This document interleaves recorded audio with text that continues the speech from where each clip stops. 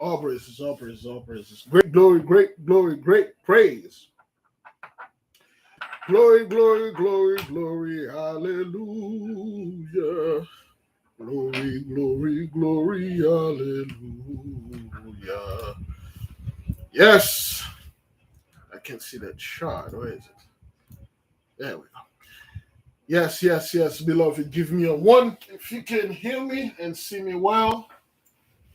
Just looking for yourself. Oh, there you go. Oh. All right, all right. Where's the book? There you go. We will begin shortly.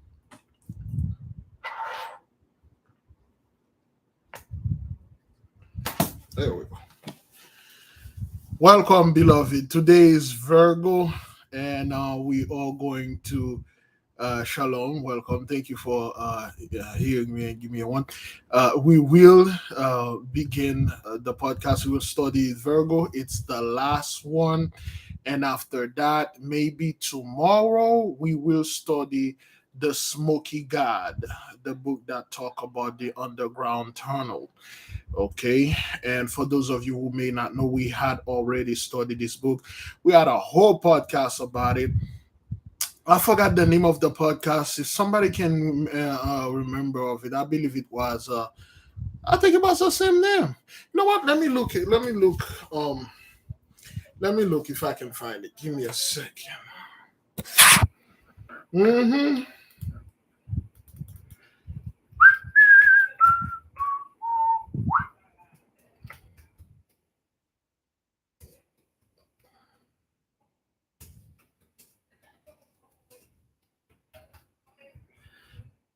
Uh, mm,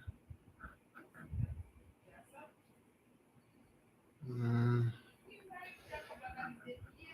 uh,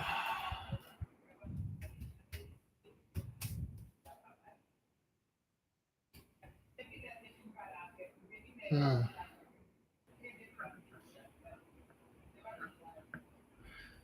See, they don't. Mm,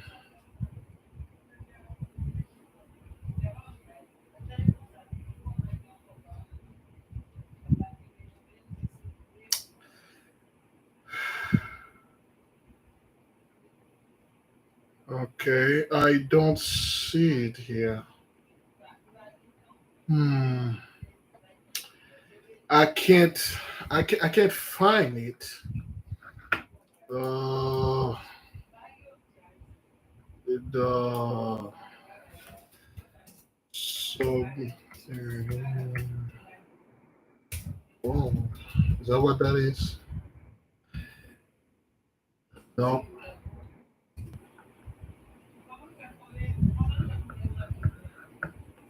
Um. No. I believe it's in the. It's one of the playlists. Let me see. We have so many. Let me see. Alone in this work playlist. Let me see. Hmm. They don't even put it here.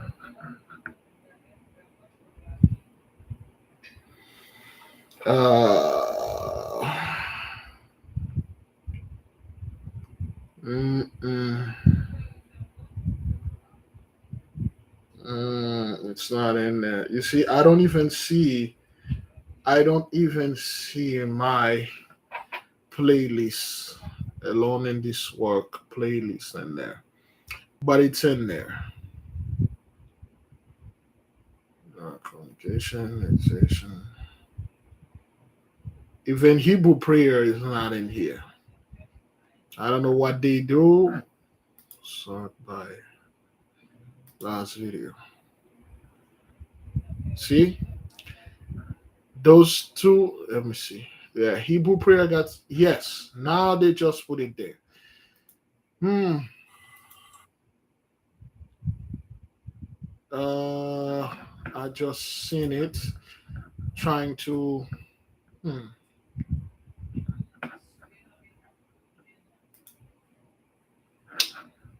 Um, It's there. Let me see if I can. Oops, if I can find it. Truth, division, commitment, prophecy, the tangible information, women, custom, in the holy books, the ultimate power, spiritual animation, personal covenant with the heavenly Father, the spider web, ley line, and our duties. Um, the healing process, when and how, will be number 10.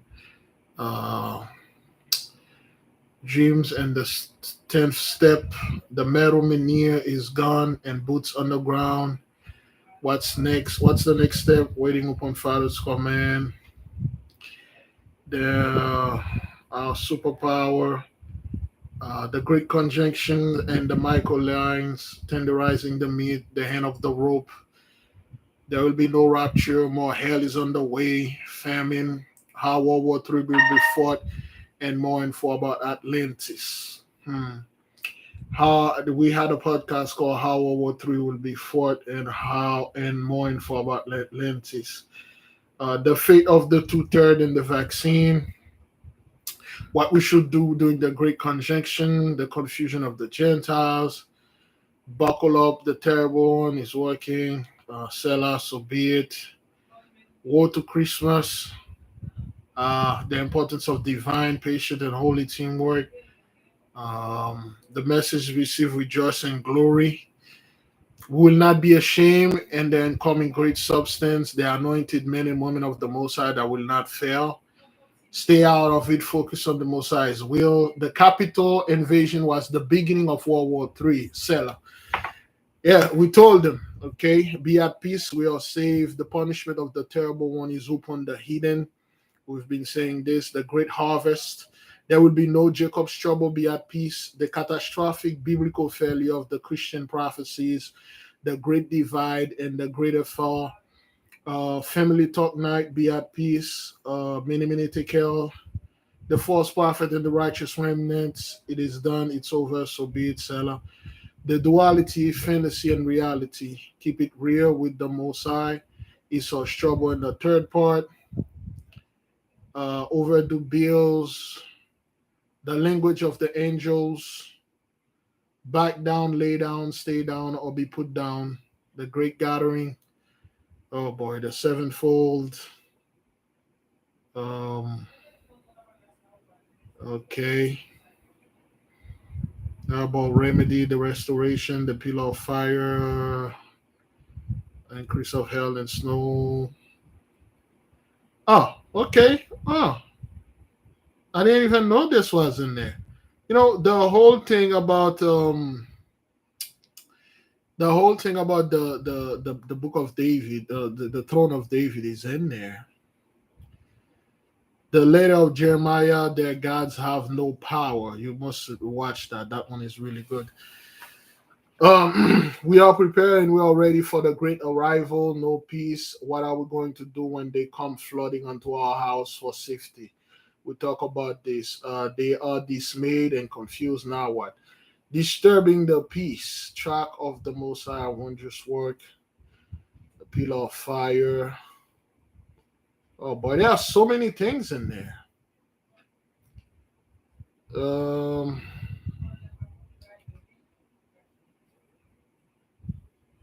Oh man.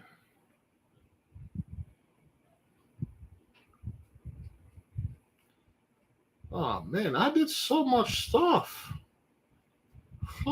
Some of those things can't even recall this.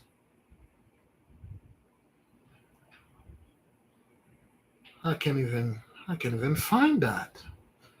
Well, somebody can go ahead and look in the whole man. I did a bunch of things. Well, it's quite a lot. Someone can go in the uh somebody could go in the podcast and the playlist about the Alone in the Soul playlist. Look for the one that we talk about, the Smoky God. Most likely this week coming up, we will be able to talk about the Smoky God once again, but this time we will read the entire book. Last time we gave you the summary of what happened, but we will go ahead we will read the entire book. Now, beloved, we are going to get started with France Bardon, the practice of magical evocation. Full disclosure, full disclaimer: we are not here to tell you what to do, nor we are not telling you to go worship the stars or worship spirits or evoke those beings and cut pacts with them. This is not what that is. This is not what this is about. Okay, this is not about this. Okay, this is about learning, teaching, studying. Okay, that's what this is about.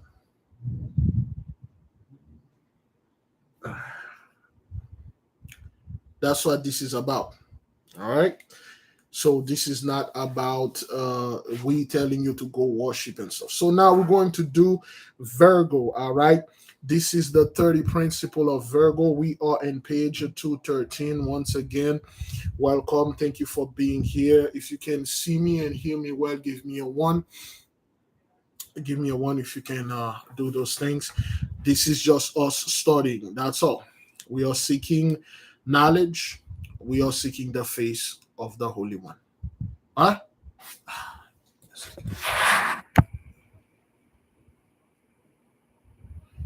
Okay.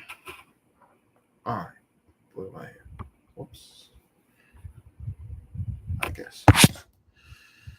All right. Good. This is the 30 principles of the sixth sign of the zodiac Virgo, our last video, page 200. Oh, man.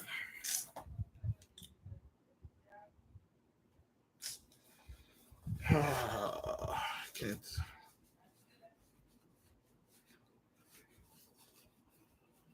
Glasses get really smoosh really fast. Well, as I'm advancing in age, my eyes are starting to failing me. Yeah, all right.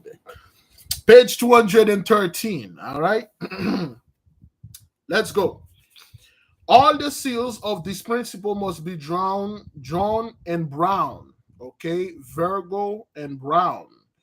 All right, Virgo and brown. If you're any Virgos in the midst, today's Shemesh. That's why I'm wearing orange or yellow. I should have been wearing yellow, but orange is that is like a derivative color of yellow. If you're a Virgo, this is yours. Shalom, beloved sister. Shalom, shalom. Welcome. This is yours if you're a Virgo. All right, let us begin. Again, when they say those things, brown, for instance, 175 is Peresh. 175 Peresh. Okay. They look like squiggly squabble, but those things, you can see 175 here. Give me a one if you can see it. 175, that's Peresh. So if you have to draw those things, they have to be in brown for Virgo. All right. Good then. Thank you. All right. So people can see. Now, Peresh, 1 degree Virgo. Peresh supervises all political events in our physical world. Peresh permits mankind to give rise to certain ideas that he allows certain social attitudes to prevail. So Peresh is all about politics, okay? So he supervises all political events, all right? Furthermore, he decides the duration of a political power, whether through diplomatic channels or through war. And he permits successes and failure of political trends as divine providence has commanded and in consideration of humankind's spiritual development. This principle can help the student attain the highest political career, and it can bestow upon the students the ability to become an outstanding political speaker and enthrall an audience.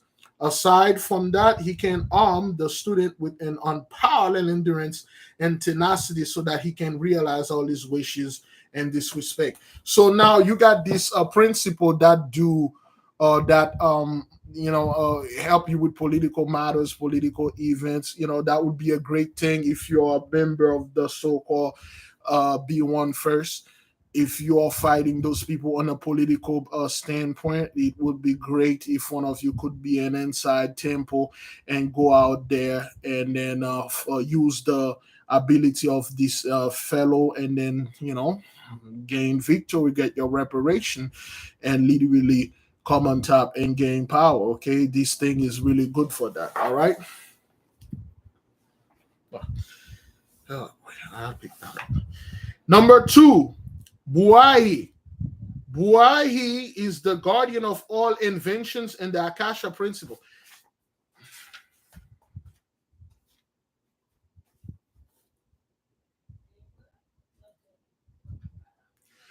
And that these inventions do not prematurely become a reality. In accordance with the prevailing demands, he inspires individuals to certain inventions and allows these inventions to become a reality on a physical plane. Okay, so this guy is about invention, all right?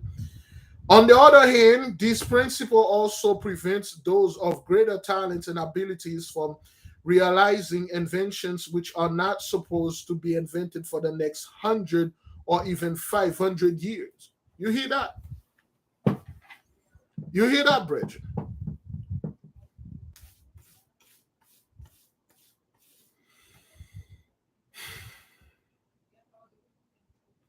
Let me read it again. On the other hand, this principle also prevents those of great talent and abilities from realizing inventions which are not supposed to be invented for the next 100 or even 500 years. Not only these guys help you invent things that are far beyond anything, but it also prevents certain inventions that are not supposed to be invented in 100 or the next 500 years. For instance, flying cars. They got a bunch of airplanes out there. Those are airplanes. Those are not flying cars. Those are airplanes. A bunch of experimental airplanes. They like, oh, those are any car that you cannot just pull out of your garage and fly and then go and then land to your job is not a flying car. If you have to go to an airport, fly there, land to another airport, and drive home, it's an airplane that drives like a car. It's an airplane that drives like a car, but it's not like a car that fly like an airplane. The point of having a excuse me. The point of having a flying car is you want to go, for instance, like that. Damn it, I want to go. Let's say you live in LA, you want to go get some food. You want to drop your kids to school. You don't want to be in traffic. Now you gotta drive. Okay, you gotta drive to the airport. Okay, fly over there to the airport, land into another airport, and drive to the school. It doesn't work like that. You just get in the car. Kids, get in. You fly. You landed in the school. You drop them up there. You fly back home. You fly to work, and then you land it there. When you don't feel like to fly, there is no traffic. It's 1 a.m. in the morning, 2 a.m. in the morning. You just chill, taking a slow cruise and stuff. But anything you have to go to the airport and fly on a strip, it's not a flying car. It's a it's a driving airplane. That's what that is.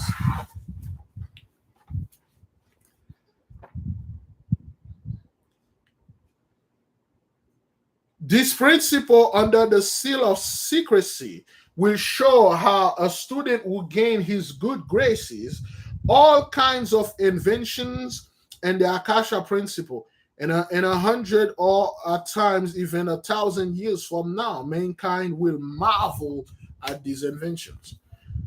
You see, the so-called 83, they are very proud of telling people they already invented everything, nothing else can be invented. No. You already swagger jack all the invention that the mighty one to give you access to swagger jack for almost 400 to 500 years now. The blessing is done, everything is going down, no one know what to do, and to you, that's it. If it's done for you, then it's done for everybody. So if you don't know what to do, that means everybody don't know what they are doing, what to do too. Okay, so there are inventions that will amaze, marvel humans, so to speak, in 1,000 years. And he did not, nothing in anywhere, in any books, even the Bible that you love so much, did not say 83 will rule for another 1,000 years. If it's gonna be, if we will still have inventions in 1,000 years, it's not gonna be you. You ain't gonna enjoy those things.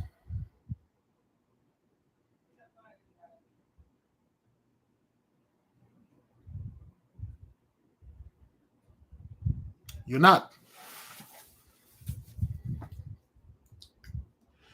Moshel or Moskel. Moshel, 3, Virgo, rules over all the arts on our earth. His subordinates are in charge of and administrate the individual branches of the arts. A student will, at his request, be given any artistic talent which he deems desirable, whether through the appropriate methods of directly by transference from this principle or those of his subordinates. Now you can see each houses have people that well have principles that are over art, music, politics, certain other things. Who are in charge of that particular branch of the arts. Moshel will also be instrumental in the students' artistic rise to fame. Lashkia for Virgo. Lashkia, this principle is considered to be the king of flowers. Okay, if you're about flowers, you need to see Rashkia. Okay, all right, because of all the flowers on our earth are under his guardianship. The student learns from Rashkia to understand the language of flowers. For instance, the symbolic significance of the individual species of flowers as they related to human beings and the universal laws.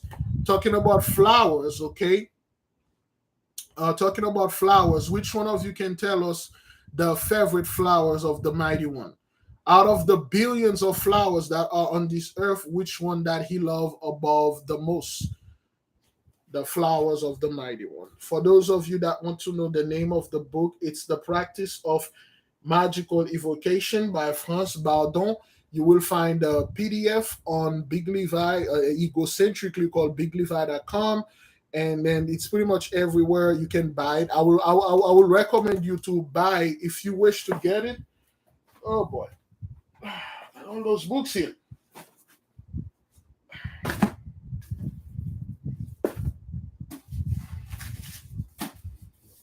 Oh,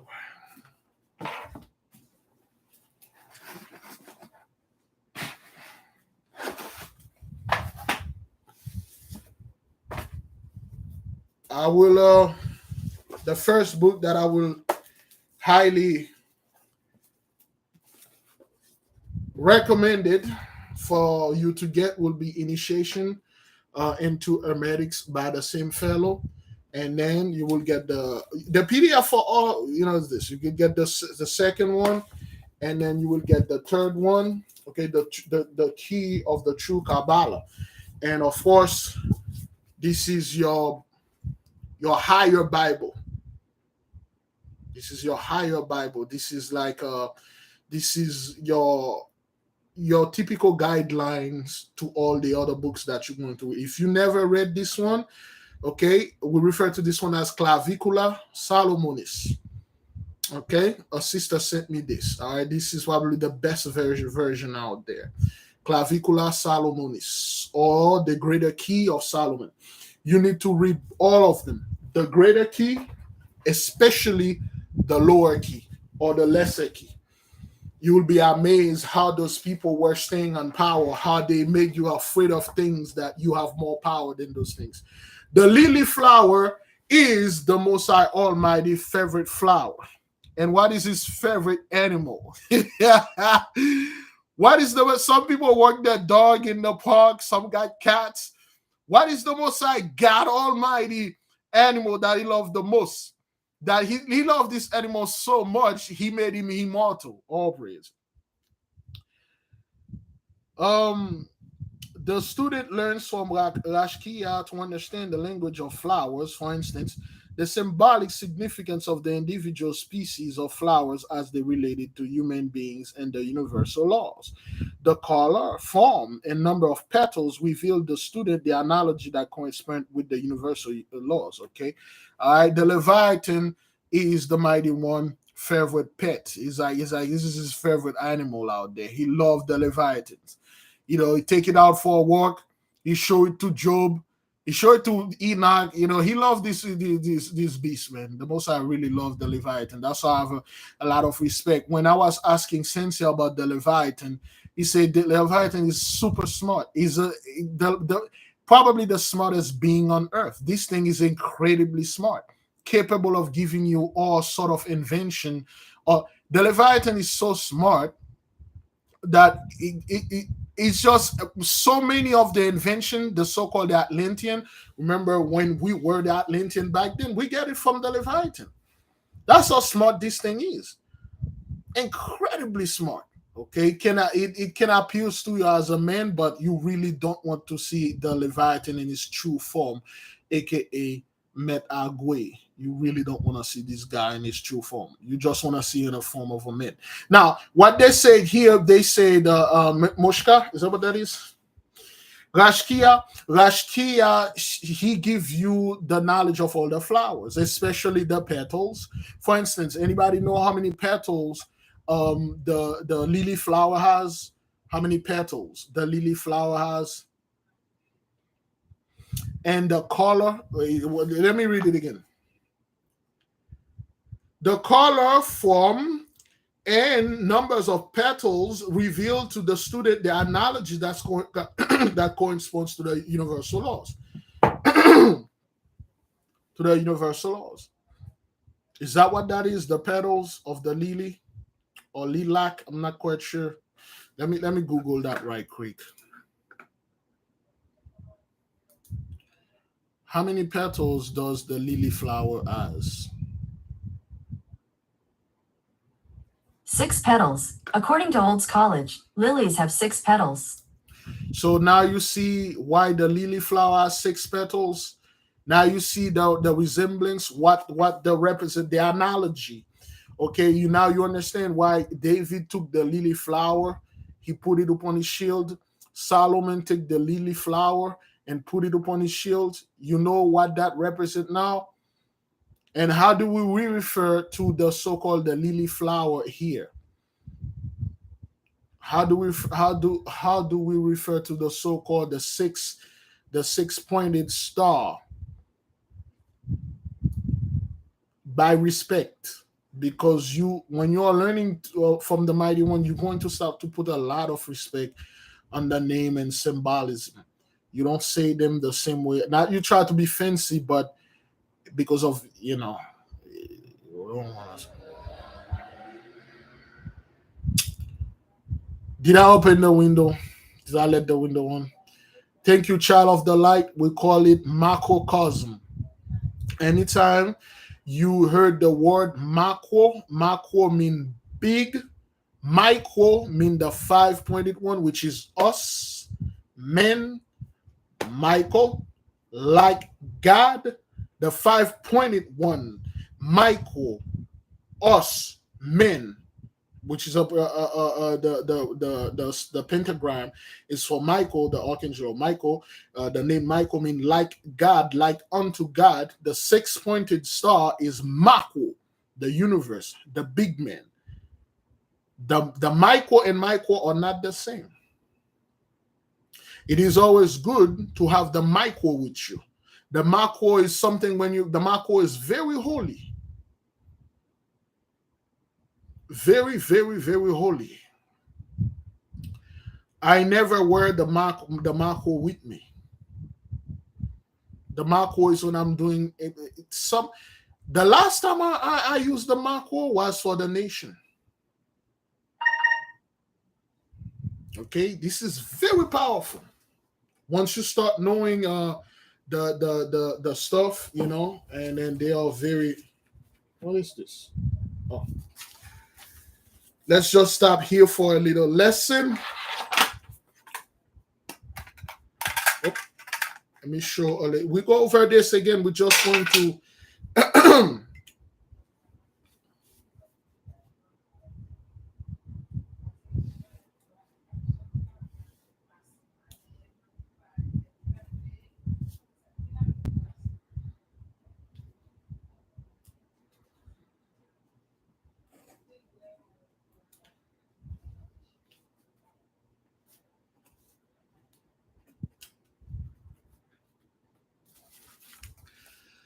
This is the microcosm.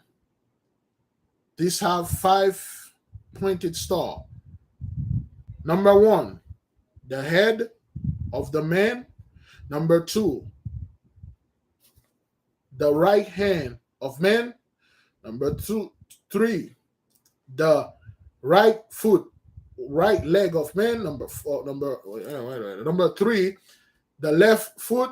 Number 5, 1, 2, 3. Number 4, number 5, the left hand. When you stand like a saw, there's a lot of things you can do. If you're a high initiate, somebody pull, there's a popcorn going on, you stand like this. The bag of popcorn that guy in his hand is going to be locked. If you're high initiated. Well, not even high initiate. If you're initiate, if you're one of those inside temple, if they know you, the moment you heard this, you stand like that, or bag of popcorn and mouth will be sealed. There's nothing they can do because Michael is in the midst. You are an ambassador. You are like unto the macrocosm.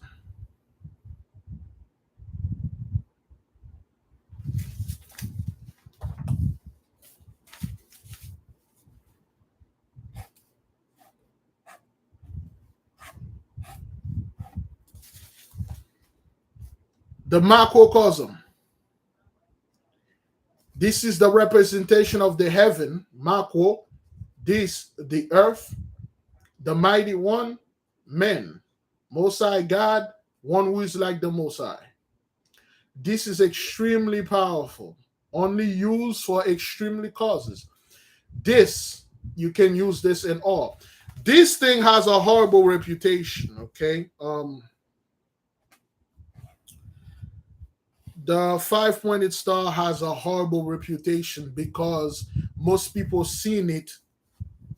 Most of the time they seen it upside down.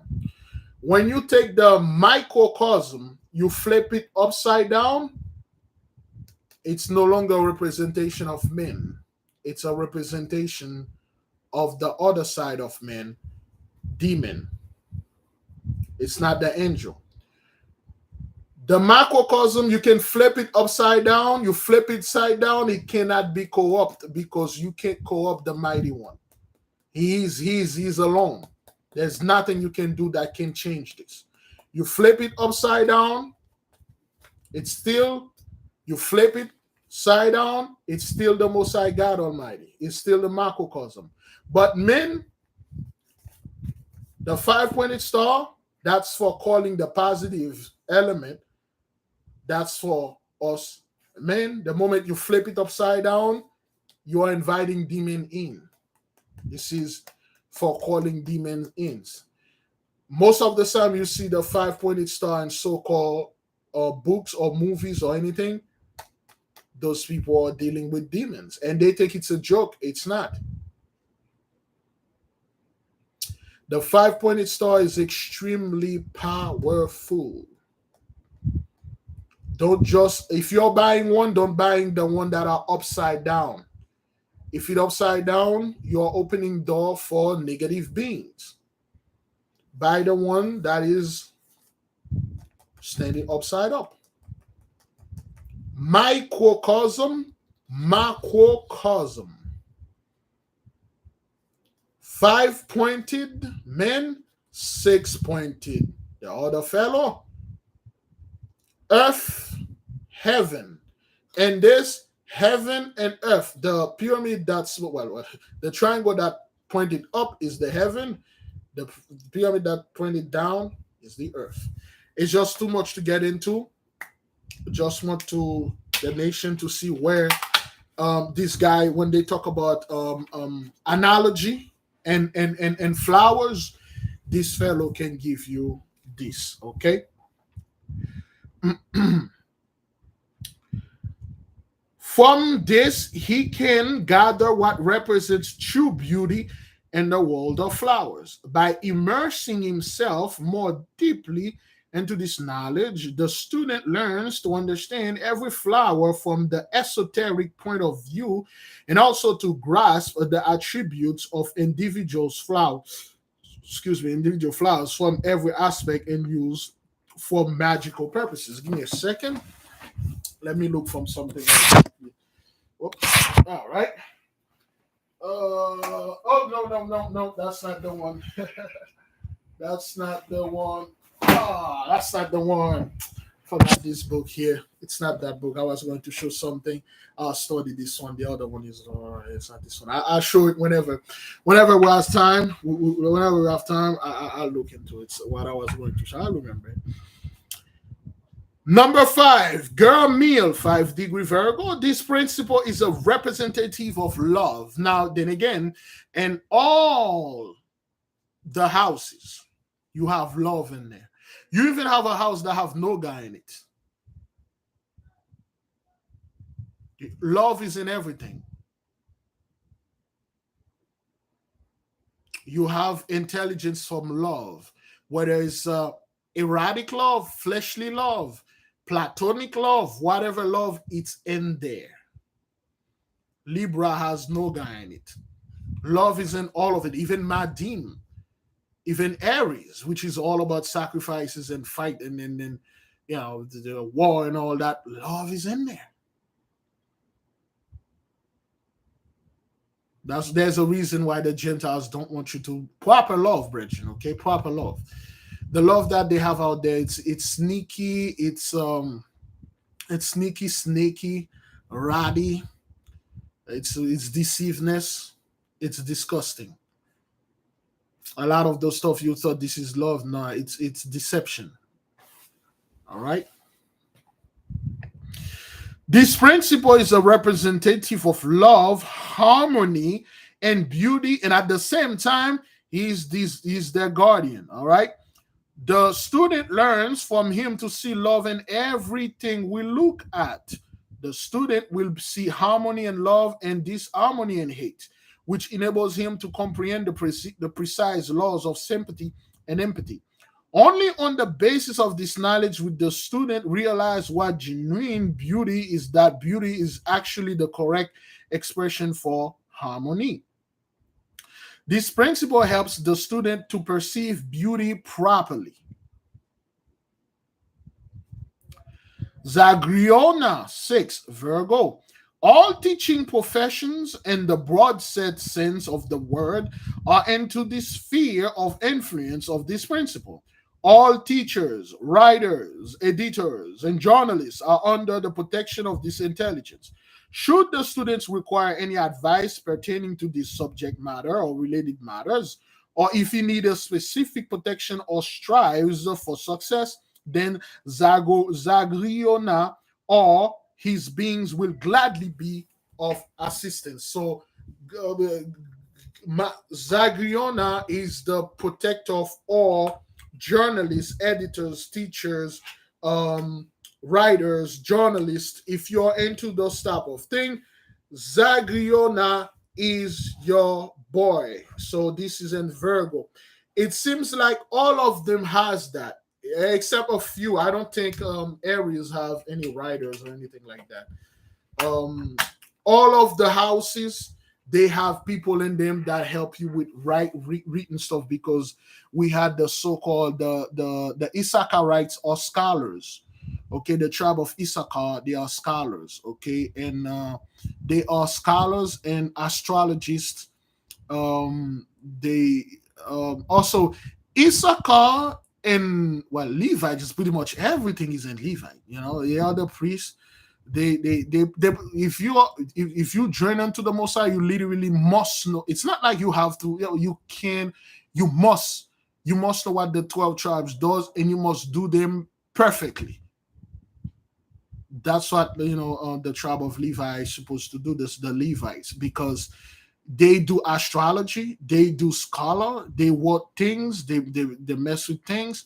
Remember that brethren, he almost died when he was copied the law to put them into books. When even the woman, it's in the book of the prince of the house of David. I forgot his name. What was the brother name? He was one of Yahushua's best friend.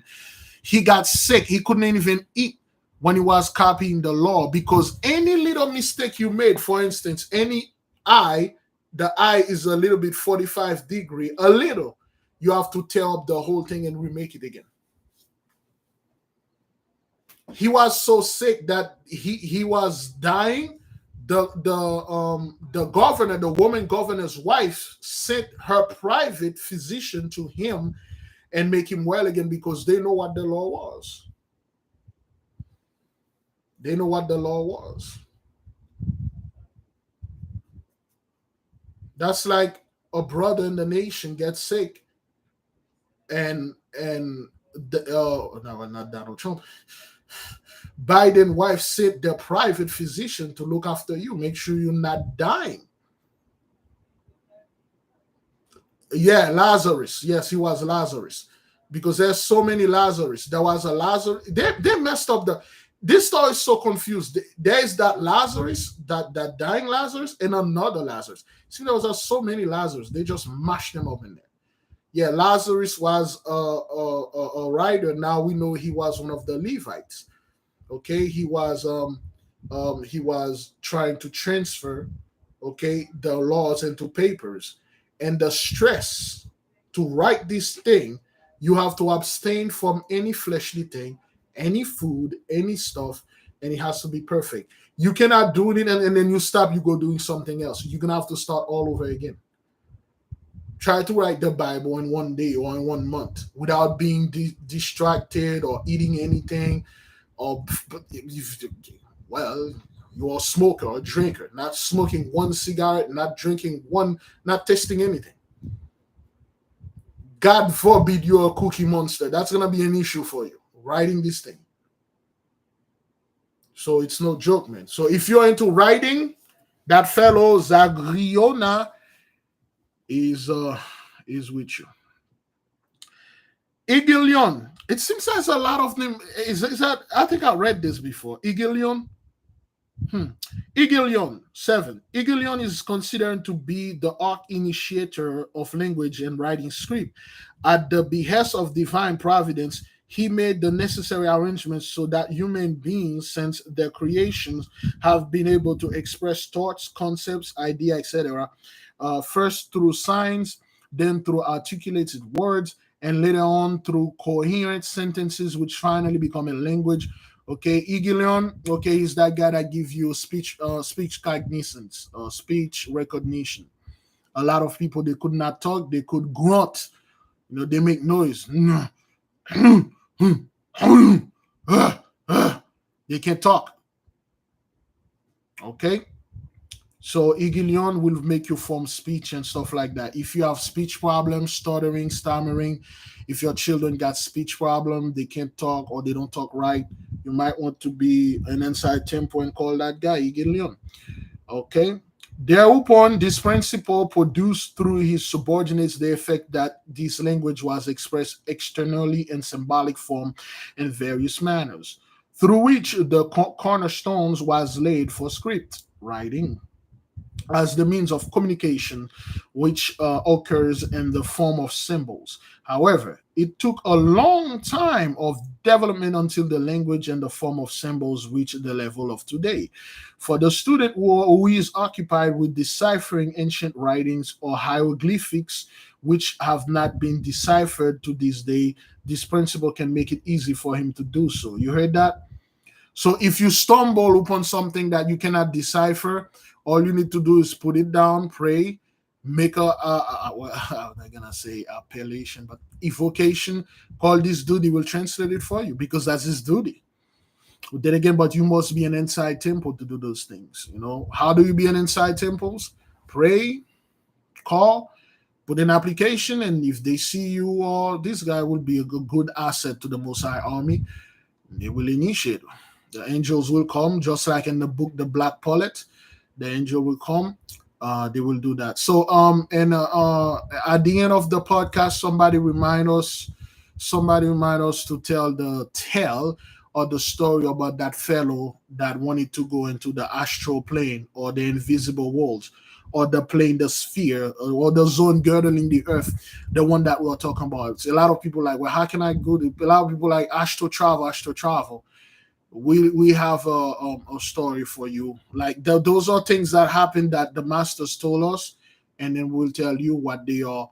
And this is not things you will find online or people travel astrally. No, you have a body out of body experiment. You see another dimension and realm. That's not same as astral travel. Somebody remind me at the end of this stuff. Okay. All right. So there are no writings on earth that cannot be deciphered by the student with the help of this intelligence and his subordinates. The students can also learn the true magic of runes from Igilian. Okay, runes is like a form of writing. Is that what that is? Runes. Rune. Stygian runes. Runes is a form of writing, symbolic writing. Is that what that is? I think I'll look it somewhere. I'm not quite sure. But anyway. 8. Virgo. Al Paso. Al Paso, from the immemorial, this principle has been the protector and guardian of all the poor and oppressed. Okay, so Al Paso, if you're poor and you're oppressed, if you're one of us, this is your protector. So that's what it is. Okay, he controls in the Akasha the destinies of all slaves, beggars, gypsies, the homeless, etc. You see, gypsies is not a word for, like, it's not a good word for people. The true gypsies are not those ones that you're seeing in Europe or over here. See, gypsy is another word for slave. Rune, a letter of an ancient Germanic alphabet related to the Roman alphabet, a mark of letter mysterious of magic significance. Thank you. Okay, can be made of stones and stuff, a form of writing. Okay, a gypsy. Okay, this guy he controlled the Akasha, the destinies of all slaves, beggars, gypsies, the homeless, etc. Okay, so when they are talking about, oh, the gypsies were using magic back then, they were this is not the typical gypsies that you see here. Now you understand when they were talking about the so-called gypsies and stuff and things like that. A lot of our cultures, the people, call themselves like gypsies, the swagger jack that, and learn from it and do a lot of things. Talking about this, let me hydrate the holy temple with the Holy Spirit. Somebody left the phone on really loud out there.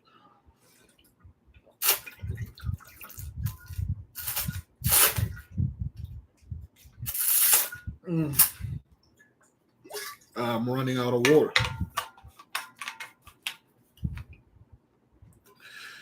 Now, talking about this, there was a fellow when I used to work security guard in a place. His whole family was the so-called gypsies. And this guy was fascinated by me. He was the dude when I was telling him one of my comic book story. He said, "Yo, I don't think you wrote this thing." He said, "No offense, it's not like I don't think this is a story. This thing really happened. I don't know what it is, but the way that you explain it, you must have been there to see this." I'm like, "Dude, I just wrote this." He said, "I don't know what it is about you, but this story is true." He said, "I don't think you know that, but it is." And like, yeah, whatever. man. No, it's just a story that I imagine, and probably I'm a good raconteur. I'm a skilled raconteur. Is that what that is? I don't want to use words here and then embarrassing myself and then so come to find out raconteur I mean rapist, but somebody Google that. I'm just a skilled raconteur. That's what I do. I like to use big words, make people think that I'm quite smart, but when in fact I'm not. Well, yeah, I'm a skilled raconteur. So yeah, but he was what you're calling a gypsy fellow. His wife used to do those palm reading things, and things like that, and she was very fascinating with me. They used to give me food. I was the only person they really F with. They were very secluded people, but I was the only person. She always like, you got a great aura and stuff like that. And I always thought she was saying this because she want, money for me because she do palm reading and stuff like that, which she couldn't read my palm at all. Okay. Raconteur, a person who tells anecdotes in a skillful and amusing way. A person who tells anecdotes in a skillful and amusing way. Is that what that is? Yeah. So maybe that's what I am. And apparently, nah, I believe this stuff happened. Till this day, I never believed those things happen. If it did happen, I must have been out of my mind or something because I'm like I imagine it. I mean, that's a yeah. A raconteur is a great storyteller. It's like it's like back for instance, and well, I don't want to spoil anything. There's this being that live in the water, got very long hair, and she has like a brush, a airbrush. She got an airbrush. Whoops. She got an airbrush, okay, and she got a comb, and she has a mirror, okay. All three of them, they have they have magical properties. Okay, the calm. If you stole the calm from her, you will gain. You will never run out of money, but you'll be easily susceptible to drowning. You can be in your bathtub, you drown. You can drink some water, that water will drown you. You cannot if you have to take a bath, it has to be a wet like some kind of wet towel bath. Anything with a lot of water, that's a big no. If it's raining, you get caught up in the rain, you're done. If you are your feet, if you're walking, there's a little puddle, you put your feet in there, boom, you will be teleported right to the kingdom because you stole the comb. Okay. And the brush, if you have the brush, whatever disease that you have, you brush your hair or whatever the part that you have the if you let's say you have cancer, breast cancer, you just brush your hair will go, the cancer, you brush it on your breast, wherever you have that disease, it will heal it. That's what the brush does. It heal all sort of things. Even if you have amputation, you just brush it and then it will go it right back. The mirror is a skill raconteur. Well, what Platonism? Why would I say somebody define that word? Like,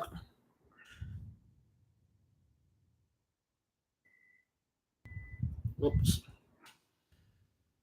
is that what that is? Is that what that is? Platonism. Somebody define this word. The mirror that they have is a raconteur. For instance, if you is probably the most difficult to steal is the comb, but because if you stole the comb after 3 days, that being will die. So this is just Hesh brethren, okay? That's those things. Those are myths told when I was a kid, listening to my grandmother and stuff. Old people talking around fire, and I'm just telling you stuff. They just garbage now, okay? Okay. Pleonism, the use of more words the use of more words than and are necessary to convey meaning. Instance, see with one's eyes, either for or style or employ. Okay, pleonism is like, oh, did you see him with your own two eyes? Yes. I see him with, okay, as if you can see someone with your eyes already see this person. You don't have to say, did you see him with your own two eyes? Yeah. The sun is hot. The fire is hot. It's fire. It's already hot. For instance, skill raconteur. This is pleonism. Okay? Raconteur already mean a skilled person, and then you said, oh, I'm a skilled raconteur. A raconteur already mean a skilled storyteller. You just said you're a skill. Sorry, extra words. That's like when you try to be way too fancy, and then, oh crap. That's like when trying to wear one monocle and then in fact you wear two monocle over your glasses. You look silly. You don't look as smart as shocking when you wear one monocle with no glasses. You like that scumbag that came in with the giant freaking glasses and two monocles. What the hell is that? What is this? You don't need none of this. That's what that is. Okay. When you commit a pleonism, okay, people like, hey, I touch him with my own two hands.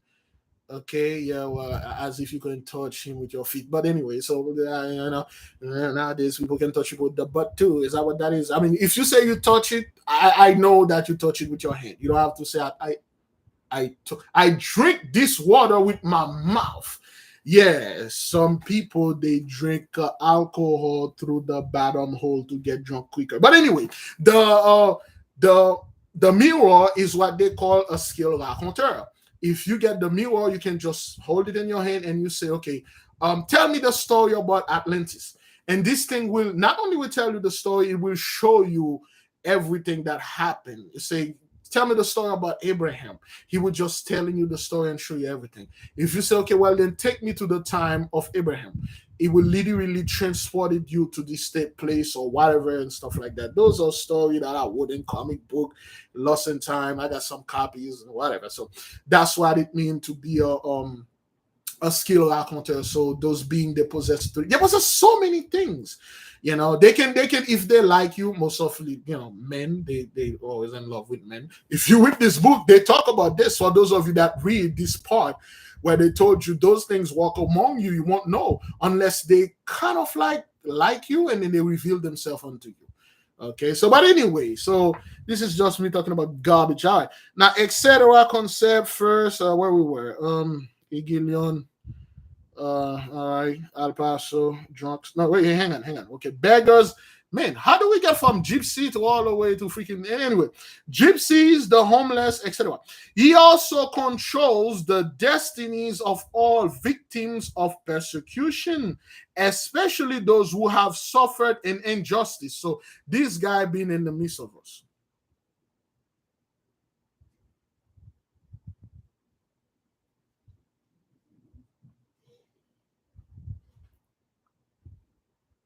All right. Especially so those that have been involved, injustice, suffering injustice. He also helps those human beings that have been thrown off the normal path of life by drugs or narcotics of all kinds, provided they are not to meet with some misfortune according to their destiny. So if you're struggling with this thing, El Paso is your boy. He can get you off of drugs and homelessness. Okay. These human beings then get off lightly. And here the proverb applies that drunks have two guardian angels, or drunkards live a charmed life. So yeah, it's true. If you're homeless, you pretty much have two guardian angels. You got a lot of if you're in a Reggie, don't be don't take this the wrong way. If you're homeless, you got a bunch of things out there that help you to be homeless. Did you know the Most High God Almighty, He never really want that punishment upon you, but He had to do it to you because you don't listen. You're a stiff-necked person. He gave you a severe punishment, and then he gave you things out there. He feel really bad, really sorry about this. There's a passage in the Bible, I believe in one of the book, like the Most High was talking to the nation as a wife, that he has to put his hand upon this wife so she would understand the love, because some women are like that. And he gives you a punishment that he did something to you so bad that he really felt sorry. Although you freaking deserve it, but that's what's the only way. That's why a lot of us turn around, because we are very proud people. Most of our people, well, let's say the 1/3 didn't suffer none of that. They were safely put somewhere, okay, under the earth, and they prospered. They advanced. Some of them went other. Some of them went to Madim.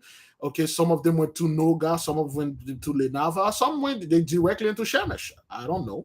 Some of them went to Kokav, Zedek. Some of them went to other places because they didn't fail the exam. We are the test retakers.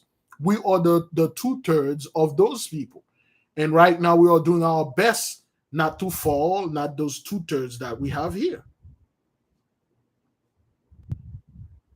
Sometime your child did something that you keep telling him or her, don't do this, they do it, and then you see it coming. You're like, I can't stop this. That's the only way he or she will learn. And then you let this thing hit them. And it hit them so bad that you like, it's two things. Either they die or they come out of this thing. It's not like I can't get them out. They have to come out of their own. And that's what happened to us. And we all slowly, surely, we learn our lesson. We'll never, ever do anything like this. Come against the loin of the mighty one. Can you imagine you live in you have a child that live with you, you provide everything for this child and everything stuff. This child is disrespectful, bringing people in the house. People you specifically tell this child not to bring in here. Those are bad people. Don't hang out with them. He or she disobey you, went over there and bring those people that you specifically tell him or her not to bring in there, do things and get in trouble with it. All the time you have to go ahead and bail this child out. He keep doing the same thing. And then that one time you're like, yo, man, that you're on your own. That's the only way you're going to learn it. And then when this child go out there, get hurt really, really bad, try to come back there, you close your door, you ain't coming there. And that child curse you out. I don't give a crap. I don't need your help. I got friend. And that child went to the friend, and no friend like, hey, you ain't gonna come. Nick, get out of here. You ain't gonna come here. And just that child ended up homeless, rape, beat, prostitution, drugs. He went through all of that. He did a few stuff to survive, and then he realized at the end when he was beat up, he got infected with all known deadly disease. And then he realized that he had it good. And then he went back and then make his mea culpa. And then he start living on his own. He get a little job, getting better, went back to school, finishes some things. And then he's doing stuff. And then, you see he's doing okay. Been trying to contact you. Don't want to read anything to him and stuff. But you got people in the street say he's doing a little better now. He stopped doing the stuff. He threw away the cowboy hat. He doesn't kill people anymore. He's doing his stuff. He got a little job, not making that much and stuff. So, and then you feel a little bit sorry for him, and then you send him a little transfer.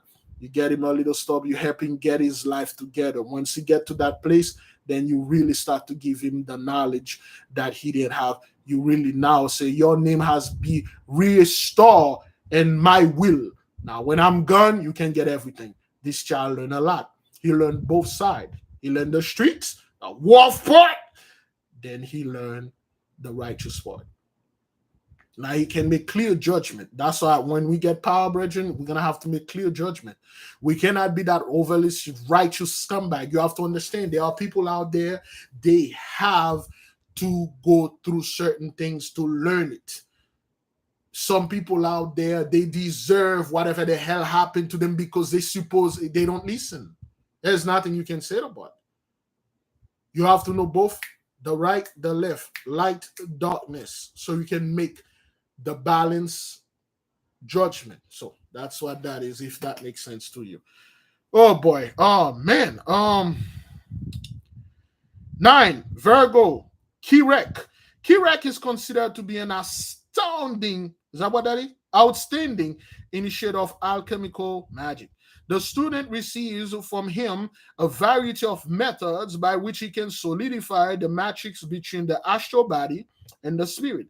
Furthermore, in order to achieve astral immortality, he can make his astral body immune to dissolution by the astral elements. So now, then again, a lot of people, I see people online talking about how, they astral travel. And I thought those stories used to be true until I didn't even ask, until another student in our class asked Sensei, how he can astral travel. And Sensei had to put this guy down really, really slow. He didn't want to hurt him. And then he explained, he said, son, it's not as simple as you think it is. And I will tell the story at the end of the podcast. That is if I remember. So astral travel, all right. What is this? Make should the student request it, this principle will give him the methods whereby he can achieve the same effect with the physical body, through which he can prolong his life on earth as long as he wishes. Should the student work in accordance with the methods he receives from this intelligence, then age has no influence on his physical body, or nor does he fall victim to any ailment. He remains tenacious, strong, and resistant to any external influence. Therefore, this thing can make you literally immortal. You will stay young forever. You will never get sick. You will never get hurt. There is knowledge in this. There are some young people that are walking among us, and we thought like they're kind of young like us. They behave like us, but they've been on this earth forever. See, the so-called knowledge, our brethren, the subterranean, okay, but I will refer to for the mundus subterraneous brethren have, they can be in the midst of us. They can be in the chat room watching this. We have no idea. We can meet them places, but of course, there was a brother. That we had. Forgive me, beloved. I know I was take a long time to tell the story, but there was a brother that called. So some of you may remember that he called one of we used to have dreams and stuff like that. He called. He said we said something. He said something happened to him yesterday or the same day. He was driving. He was going to get a coffee, and he pulled up to the gas station. I mean, to the where they sell that coffee. He went to the drive-through, and he was trying to get a coffee. Then an individual approached him. But the moment this guy get close to him to that effect, he can feel, okay, he can feel like this is very strange. Some people that you met, some people you be around, it's not the same like you are around a normal person. You don't know what it is yet until that person left. And then the guy came in, they had a conversation, and he ended up giving the guy $10, if I'm not mistaken. Until the fellow left and he realized what this guy was. He said, this is no doubt. This had no doubt he had to be one of them. He has to be. And then he gladly met this guy. He met them. Because what happened when those higher beings work among you, no matter what they do, they cannot fully conceal the energy that is around them. Okay, their suit's going to be leaking. If you're a person like one of us, you will feel the energy. Another sister had an issue. I believe she came from the airport. She could not find a cab home, and a cab driver came pick her up. And when she was in the back seat, the cab driver turned and looked at her. She could literally see the being driving her. She said, this is one of them. See, those being advanced so much. Okay, sometimes some of them are tasked with certain things was going to happen to one of us. And then they call one down there and say, hey, go make sure he get home safe. Conceal yourself. And then they will conceal, but sometimes they want you to know that we are here, we're watching over you, and then they show themselves to you, and then they left. And I can remember when I was a little boy, I could clearly see this being when I was in this bus. The bus was loaded with people pushing people. I see this being sit there calmly with his head down, and he's praying. I could clearly see it. And I look around, nobody could not see it. My mother, again, she saw in one of them came in and comments, and you say, I want to. The being told my mom, I said, that woman got so many connections. She said, the being, the man say, well, I'm saying again, like we told you, most of those beings, when you are dealing with them, you always deal with their wives, because it's not like no disrespect, but they really don't they really don't have that time, like, to take care of trivial things, like, okay, I want to get a job, and then those being won't get out for things like this. It has to be extreme. You have to see their wives first. That's why they always said here, either them or their subordinates or their assistant. Most of the time they don't come to you, they send an assistant or the wives come deal with you, unless if this thing is heavy, they have to be there, or you are one of those very important person, they will come. Okay. It was extremely difficult to meet the king. Before you met the king and Pharaoh back then, it was difficult. So my mom saw his wife, and the wife was a very tall black woman with red hair, and she stand out. Only my mother could see it, and my mother was the friend. She said, well, "Look at her," and she was not too happy with that. And then when my mom met that being, and he said, "You shouldn't tell your friend about my wife. Okay, next time don't do that anymore." And my mom apologized. Said, "Okay, I won't do this anymore." Those things walk among us. Ever since I was a little boy, I don't know if I was in my mind if I watch a movie, but I could clearly see these things. Some of the people, they can see those things. Those things are not, they're still here, brothers. Now, for instance, there's a video that fellow just upload, what's his name again, bushcraft bears. He shows some giant blocks that stick out of the water near next to La Palma, like pyramids. Giant square, perfectly square blocks. Okay, I have the video there. And we know La Palma is, of course, is the micro island. The moment this island erupted, it's a judgment that came in. We told those people the Saudis enemies, the war happened. All that stuff. But anyway, whatever that we told those people, it's always happened. They simply don't want to understand what it is. Okay, so a physical body that has been taken care of this manner cannot be harmed in any way, and even stab wounds or cuts cannot be inflicted in such body, and not even the most severe heat affected it. If you get good with my boy Kirek, you cannot be hurt by any of the four elements: stab wounds, bullets, heat, whatever fell on you, you won't die. You become a god, because that's what the Most High wanted for you.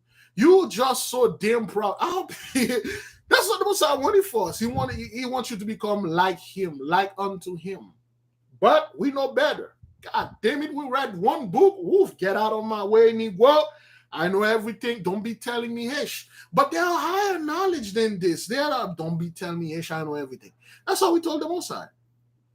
Isn't that what the so-called fallen angels say? They say they like, we know your secret now. We can make you. That's why the Most High make them felt like they can battle you. Remember when Nimrod built the ley line?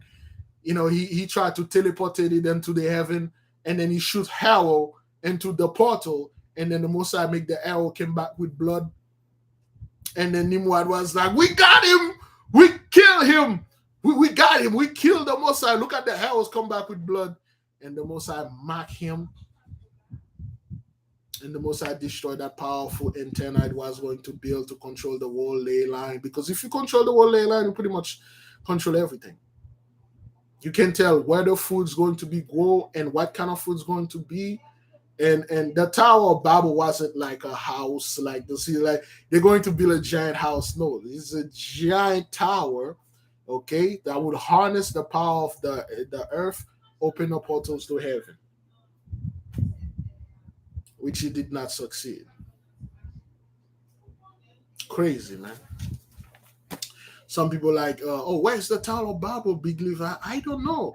One dude proved it was in North Canada, North America and Canada. I believe it was brother, what's his name again? That young brother. Brother Moray, he showed you can drive around the whole 3 days. For 3 days, you won't be able to.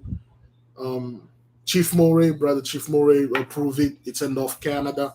I don't know. It could possibly, probably be there. Some people say, the Christian telling you it's in the Middle East with no proof. No, the Christian telling you it's in the Middle East. When you say, can you show me anything? It's there. Well, yes. Do you have it? It's there. All right. That's it. Somebody say it's in Quebec or Quebec. Of course, Quebec, it's two words, tail and beak, or it's two things, tail and head. That's what it means. If I'm not mistaken, Quebec, tail and beak, tail, head and tail, coin, pentacle, tossing, the head become the tail become the head. All right. If you aren't good with my man, you can stay young forever, and then you can go anywhere and do whatever you please and stuff. Okay. All right. Can you imagine that we gain this power and we actually went to a place that is somewhat like Earth or worse than Earth? Because there are places like our places, and there are places that are in worse condition that we are.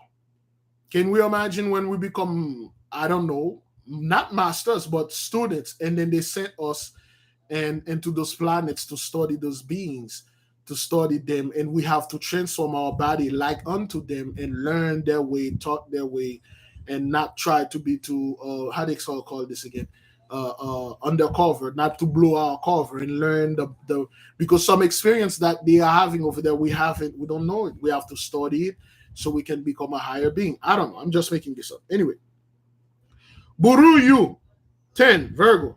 Buruyu is an excellent initiator and of alchemical secrets. Okay, all right. He entrusts the student with methods through which he can attain various power and abilities with the help of suitable alchemical remedy. This intelligence revealed to the student the manner by which the various alchemical love potions and incenses for burning, magic ointments, oil for exteriorization, and other medium instincts experiment are prepared.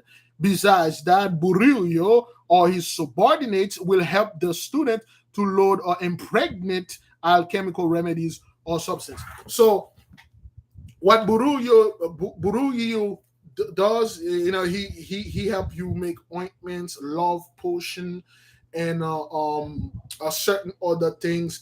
A lot of people like, well, love potion is like it's evil and stuff like that. This is not good. Love potion could be anything. You see, certain juice, certain drink, you in love. You love it. Man, I love this is that was a good damn sweet tea. That was a good damn smoothie. They made it. That's a love portion right there. You like it. You love it. Some of the things that literally invoke love in you.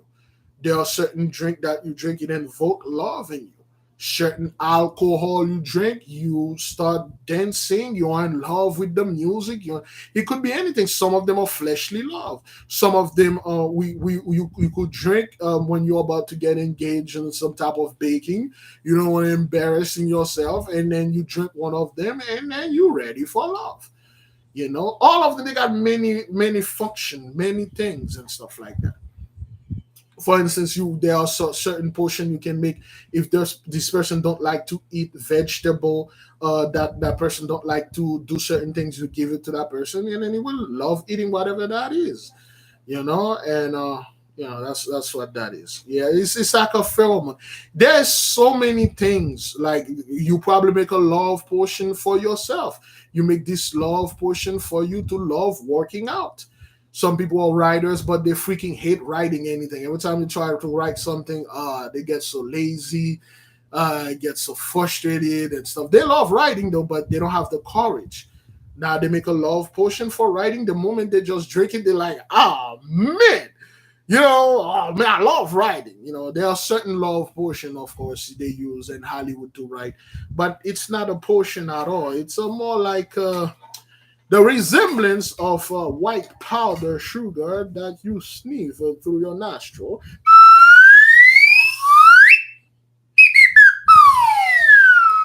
Or you freebase it on some kind of crystal by lighting up or heating it up with some kind of fire. right, this is like another version of love potion. But anyway, please don't go ahead and out there say, "Well, thank God, Big Leaf, I talk on this."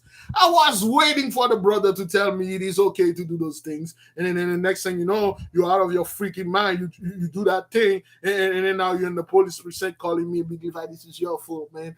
Now I got at least 3 to 5 years, man. I got caught with that thing. Remember that podcast you said this thing was a love potion? I mean, I love, man. I didn't take that much, man, but it was enough to get me here. So, either you're gonna come and get me out or you're gonna say a prayer, I will hang up on you, man. I don't do this. Anyway, so now Iragon, is that what that is? Iragon, no wait, Hiraganon, 11. Hiraganon, should the student express the wish that he would like to achieve success, honor, wealth, and be held in high esteem in business, this principle can be of great assistance to the student through his subordinates. Now, Regin, you have to understand here. Let me read what Iraganon doing.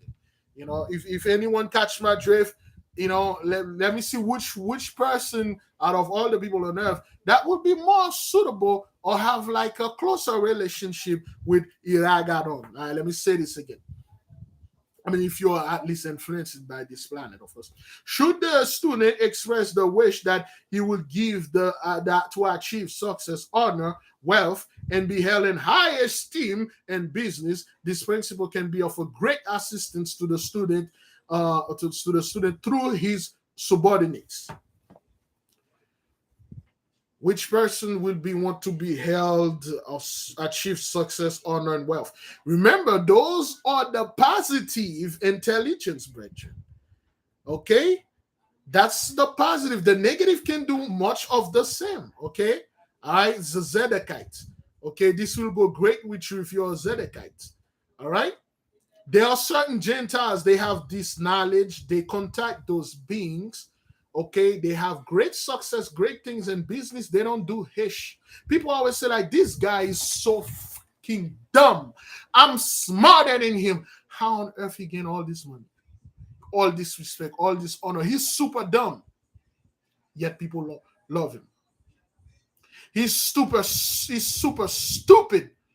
I literally did all the work for him. That is, you know why? One thing our people don't know, everything is being decided and done in the spiritual realm. If you don't do anything in the spiritual realm, you are on your own. You don't make anything definite to your guardian angel. You see, your guardian angel is here to give you passage, to support you, to help you out. Those people, they will do things. For instance, they might call Iraganon, he won't do it, but the other part of Iraganon will say he will do it. Again, remind me of the story. We'll talk about this in the end of the podcast. All right. Oh, this thing still hurt. Damn it. Excuse me. He can also help the student attain a high level of skill in his profession of trade. All craftsmen, all tradesmen who work in metal and particularly iron or steel enjoy the specific protection of this principle. These professions included technicians, technical engineers, designing engineers, metal workers, locksmith, millwrights, mechanics, blacksmith, and etc. Should a student work in any of this occupation, he can achieve a great deal with the help of this principle. Okay, those are the things that are already there for you. Excuse me. Agawo. Agawo is the guardian of all relics, shrines, temples, churches, pictures, and statues of saints, etc. Furthermore, he is the guardian of all religions in the world from ancient times to the present. A student who contacts this principle will be informed in what manner divine ideas, divinities, etc., are represented by symbols, temples, statues, and pictures of saints, and so forth. And on the other hand, Aragawo teaches the students how these pictures, statues, and monuments are personified divinity, represent their true analogy, okay, of divine ideas and concept. Aragawo enlightens the student to as to do the ritual that are carried out with personified divinity, and he revealed the secret meaning. All right. Al Gebol 13, Virgo. Al Gebol knows and guide all traditional rites, rituals, and ceremonies of all religious systems. This principle is the master of rituals. He familiarized the student with all ceremonies, rituals, and customs that religion or sect may have had in the past or still has now. He also reveals their secret meanings. Through this, he gives the student the opportunity to learn the true magical value of the power of dynamics of a ritual or ceremony. So, algebra, everything is a ritual, brethren. Ritual doesn't mean like it's, oh man, this is evil, magic and stuff. For instance, you're going to work out, and then let's say somebody that never worked out before, he doesn't know what workout is. He sees somebody come in and that person starts stretching. Let's say Christian, so it's a backward Christian sees somebody stretching their legs, stretching, and then breathing, stretching and stretching their body and stuff. What would go in that Christian mind? You find a backward Christian see you on a mat trying to stretch, doing your little ritual. There's a meaning what you're doing. It meant something for you, but to him, he doesn't understand it. What you're doing, that's the devil. You're doing yoga. You're calling the devil. This guy is doing devil stuff. He's doing yoga. And in fact, you're stretching because you don't want, when you start working out, so you won't pull a muscle, so you're injured yourself. It's a ritual that have a meaning it's supposed to be. Some weightlifter, Olympic weightlifter, they put white powder in their hands. It means something. It's a ritual they have to do. You see them do this. Oh, that's demonic. They just put some this powder is made out of fetuses, chalk. They put chalk in their hand. And then Christian like, oh, this made out of baby brain. They grind it and dry the baby brain. They made it into white powder so the Illuminati can give them strength. They just put this so their hand won't slip. Some of them just put it because of the sake of putting it. Everything, it's a ritual.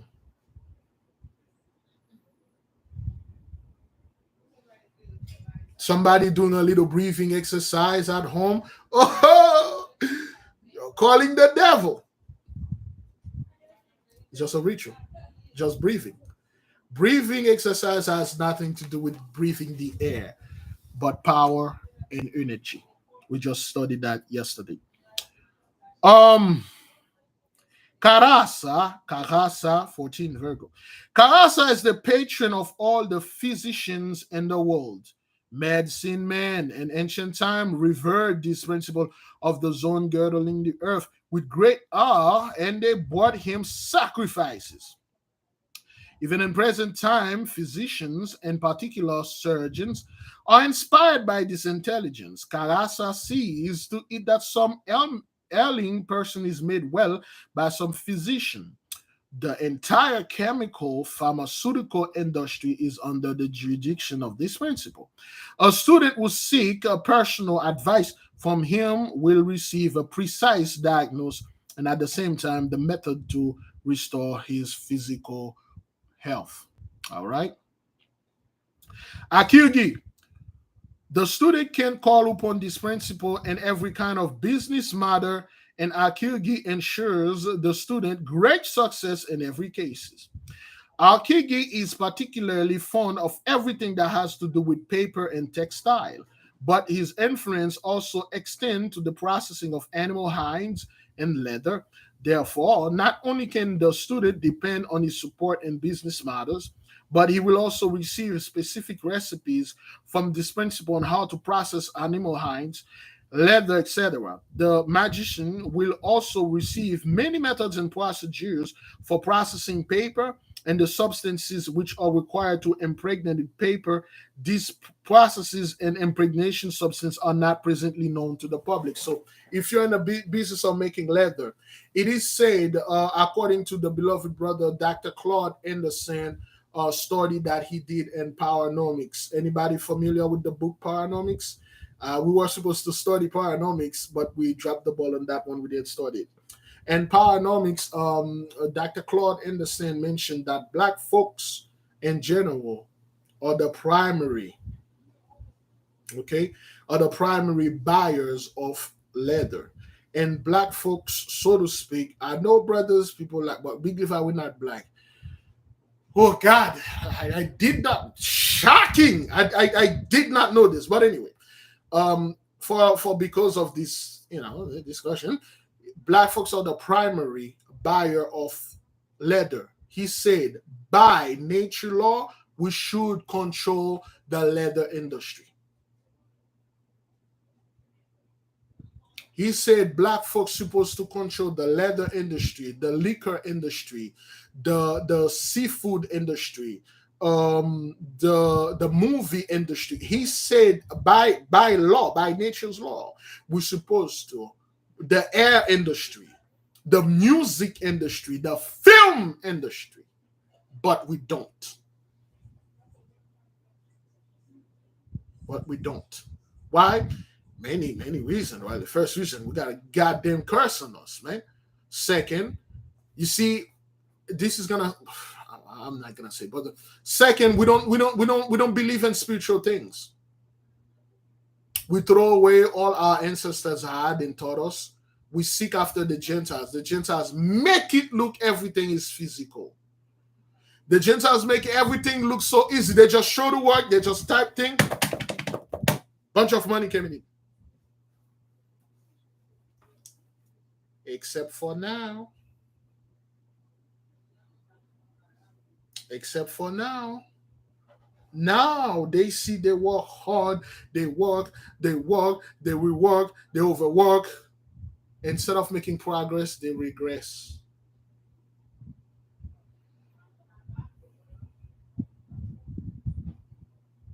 Instead of getting rich, they become poor.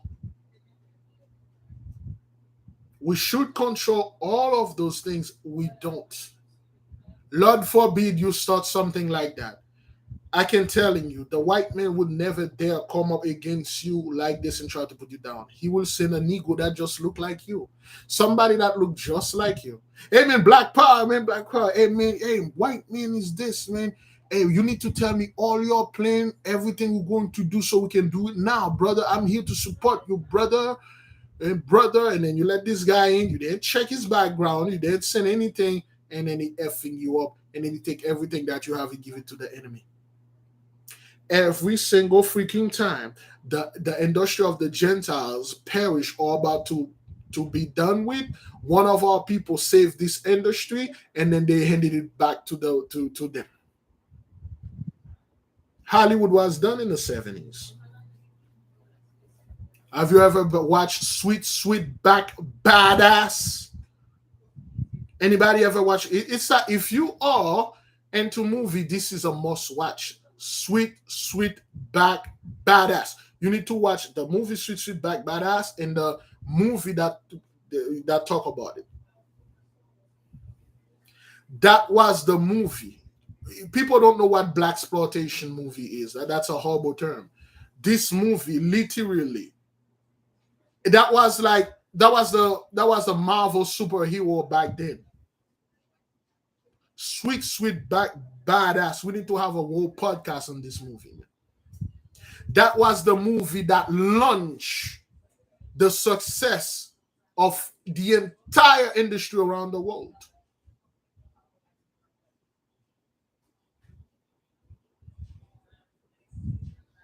Yes, Quentin Tarantino can tell you straight up, all of his movies are black movies.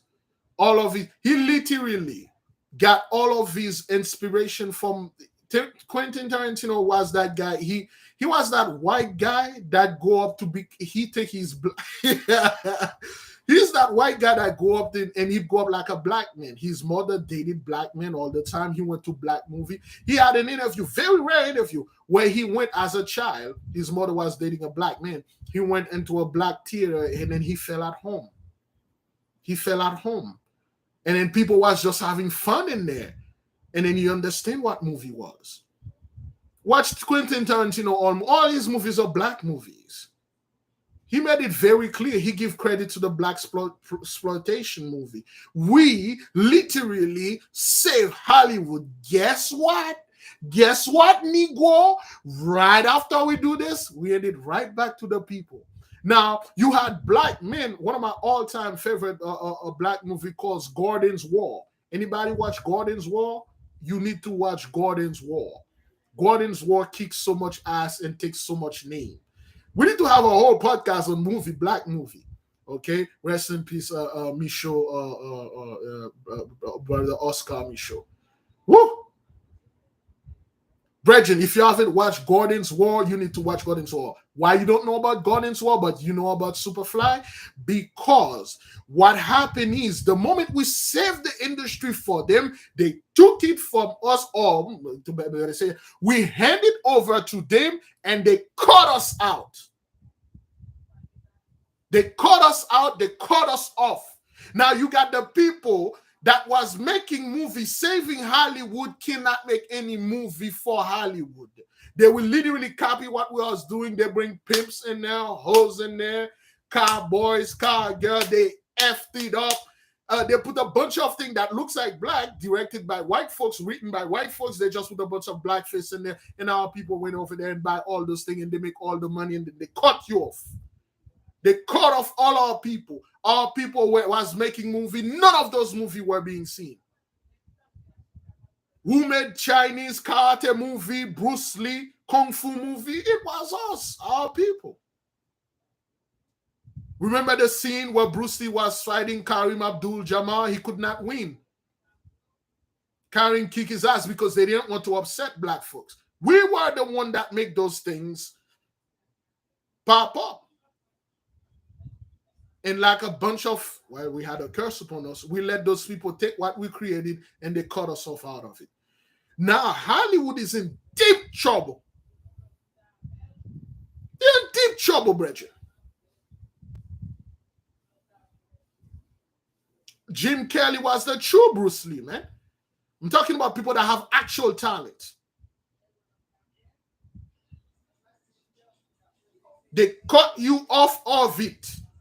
The problem we have with our people, the moment, and it's not, brothers, the moment one of us start to get good, we take everything. I don't know you, yo, what does I don't know y'all, man. But Big Leaf, you start here with us, man. I don't know y'all, I'm Hollywood now. Look at my beautiful white wife, beautiful house. I don't know y'all niggas over there.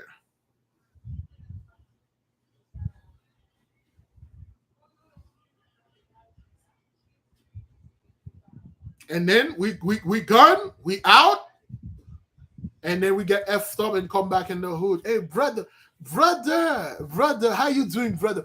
Listen, me. Remember when we were back in the hood and smoking that weed and stuff? Our people. That's society. That's okay. Well, okay, now you come back to the hood now, man. And you go, well, what you man when that thing was good with you, man? You could have come back and get a few of us, man. Not all of us, but you could have given a few of us. Brethren, we have now the technology in above all the spiritual path to literally take over everything in Hollywood and say we are Hollywood now. We will tell people what to watch, when to watch, how to think, what to say, the way they're supposed to behave, because the entire life of Western civilization is based on TVs, Hollywoods and stuff. Everyone. We will control. Hollywood is not about making money. It's about control, power, and respect. And we should have our own too. But you will have that one Negro that see you make something, he despises it, come up in your face, laugh with you. Hey, you're making such and such. How do you make this thing? And then he quickly called the governor of this country, of this the state of Florida, Georgia, and stuff. They make a law that you cannot shoot this type of movies in the hood anymore because the hood is government stuff, and then they cut you off. What we need to do, brothers, I don't give a crap what you're going to think about this. Anytime our people are getting into business, you need to be an inside temple person. You need to have things out there. Anybody that you shake your hand, you should be able to know what this person is, what this person is thinking. Is he friend or foe? Friend or foe, man? I need to know who you are, dog. But a black power, be one. Are you be one? Be one black, big Levi black men, and then we let this guy in. We don't even know. We have that. Oh, he said the black power, get in, man. And then that guy went in there, effed up everything. Okay, all right. Foxy Brown, Pam Grier, the look. Quentin was in love with Pam, man. He literally, and the interview when they asked, he said the most beautiful woman on earth, and then she said, my wife isn't there. He said the name of this woman. He was in love with him. He was in love with black culture. Watch all those big Hollywoods. Watch anybody that makes success in Hollywood. Watch their movies. Watch their successful movies. Because they cannot, the so-called, the white man doesn't have a struggle to come with. He doesn't have anything that he can come up out there and say, this is, that's why Hitler has to word mind struggle. Mein Kampf. My struggle. You have no struggle. They have it. They have none. They have nothing. They can come. We come from the bottom, and now we're here. They don't have it. They do have one, but they cannot tell about it. Yeah, I said, well, during the Middle Ages, we were the servants, the serf. We actually overthrew them. We took everything, and now we here. They can't say that. Okay, but anyway, man, and our people, we need to do better, brethren. Okay, excuse me. The brothers and sisters that are here, you need to do better if you're into business.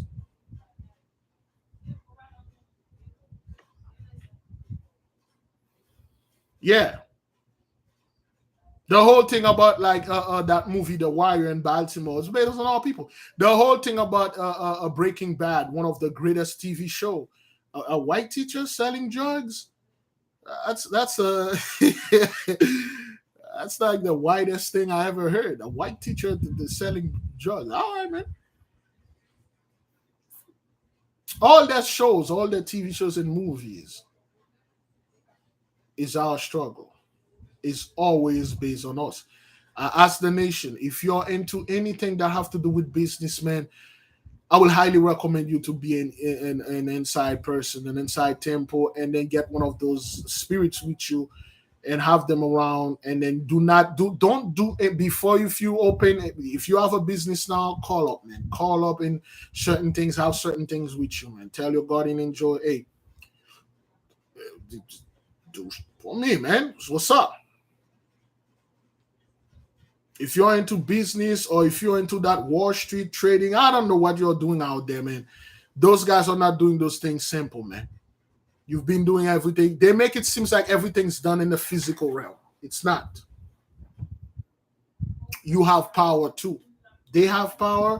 You have power. They use firepower. You use firepower. But always there was one firepower that is more powerful that can overcome the other firepower. Okay. All right. Good. Yeah. Karasa. Let me see. Okay. All right. Well, Akigiri, we read that. Okay.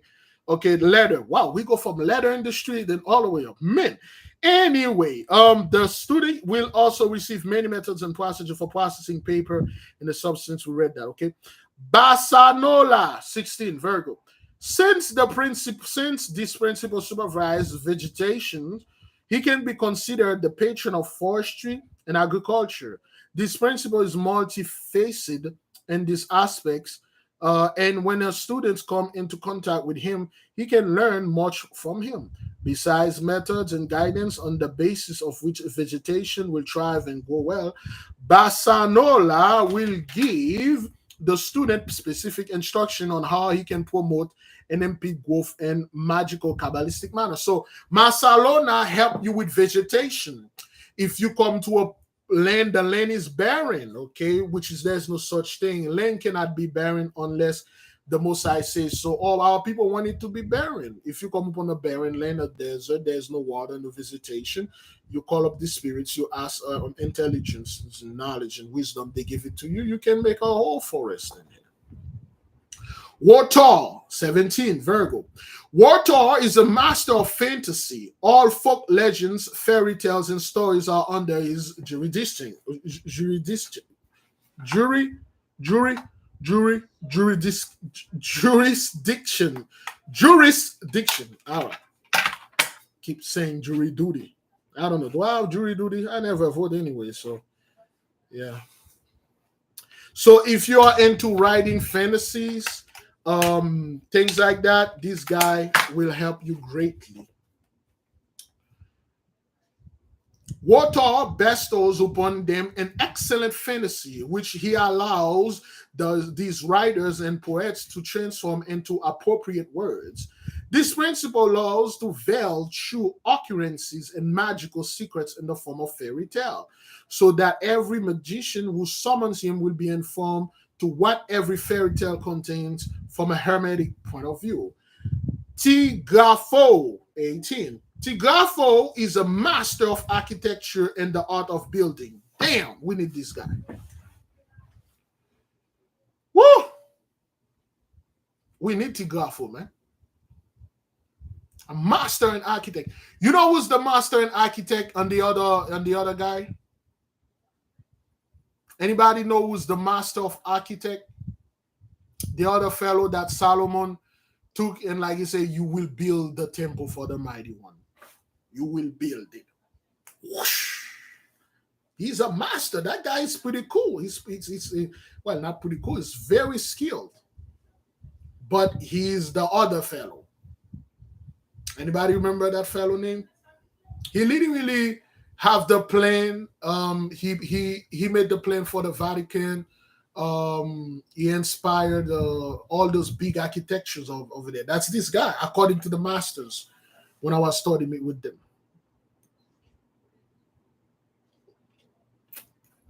I don't want to say his name because this time it could be his time, and we have to be careful.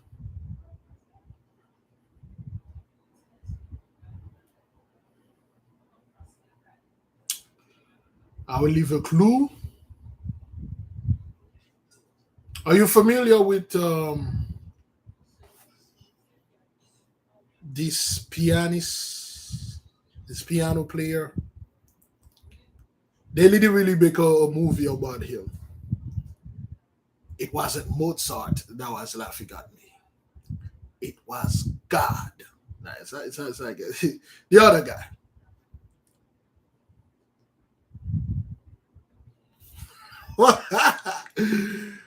No, it's not Mozart. It's not. It's not. It's not Bach.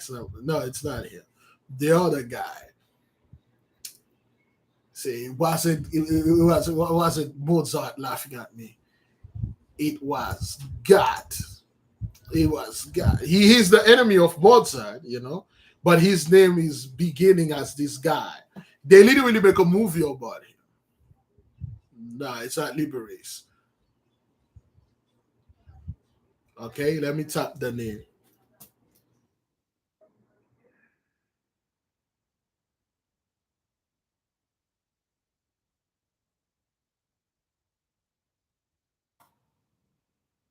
That's the guy name. But the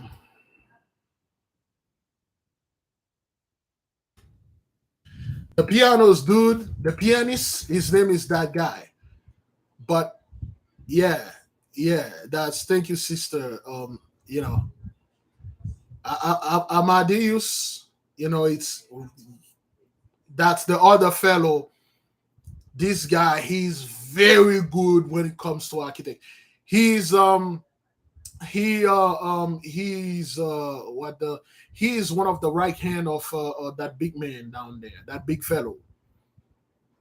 The left hand, his name is Nabam, but this guy is like the right hand. He's an architect. A lot of big stuff you see those people are building, they get the inspiration from him. This fellow right here, Tigrafo. No, we already typed it. Somebody type it. The one that ended with DAY. Okay, the one that began with DAY. All right. Tigrafo is a master of architecture and the art of building. From time immemorial, he has inspired human beings as to how they should dwell. On earth, Tigrafo is patron of all master builders and architects, and he supports them through inspiration and they design buildings. This also applies to streets and highways, constructions, rivers, basins, waterworks, and so forth. Should this be the student profession, then Tigrafo can be a great help to him through intuition. Now, this is what they said here. This is what's going to be really good. Let's say if you are today Shemesh, the Virgo Shemeshite, Virgo Kokavite, the Virgo this, Virgo that, and then you are an architect, you build building. Like this is a freaking gold mine for you, like Tigrafo. You want to make some like certain buildings like that haven't been invented yet, certain technology that will be in those buildings, certain place. Tigrafo is your dude. You're more likely, acquaintance to this guy because he live in your house. You were born under the rulership of this house, and you're like, yo, Tigrafo, man, I need your help, Negro. Inspired me. Supercharge your candle. You ask for permission because you're not an inside temple. He probably going to send one of his subordinates and then inspired you, and all you need to do is start drawing, and then next thing you know, you draw the best futuristic things like whoa. I don't. That's a certain one of the work that I've done. Certain beats, I'm like, how did I make this? I could never make this beat again. I could never make this beat. Certain beats I'm making, I'm singing. It's when I'm done, I'm like, what the hell? Who what this beat? This beat is well made. Sometimes I take my time listening to shut it down. I'm like, how did I make this beat? But anyway, so because I was inspired, okay. Cobel. Cobel 19. Cobelkin initiates the student into the art of magical fragrances. The student can learn from Cobel how to blend harmonious and disharmonious fragrances. For instance, fragrances that give the rise to love and sympathy are those that produces arbitrary dreams. Furthermore, this principle will teach the student how to blend fragrances that increase their ability to concentrate, fragrances for meditation, and incense for various magical experiments, etc. The student can also find out the details from this principle in regards to fragrances that are very effective in aromatherapy. For instance, the treatment of ailment through fragrances. You see, you can treat disease through perfume, so to speak. Now, which one of you which one of you have your received your perfume? A sister received the month. Ooh, the sister sent me a picture. Let me see if I can get it for the nation. Excuse me. Excuse me. The sister received the month the other day. Oops, that's anybody got theirs yet? I still got mine cheap. My people over there in Paris call me. This is the sister. That's Mutt right here. Menthe. Mutt. Fresh. Again, they're all in French, brethren. If they are in French, get it. That means it's high quality, it's good. That's what the sister get. You can see it. You can't read it. But that's what it is. Brethren, let me take a little moment to tell you what happened. There's this place that I went last time with the family. And again, I don't want to tell the wife, like, yeah, I was mistreated, but certain way people, I don't know, maybe it's me being petty. Maybe this me being this guy, like, hey, you mistreated me. I got money. I'm bringing you money in your establishment. But something happened over there. And, she decided to go back there. So I wore my collar today, yellow. I got all yellow. Even my pants is yellow. My boots is yellow. I wear my perfume, heliotrope, and I wear my rings, and I wear my pentacles, and I got other things that is with me.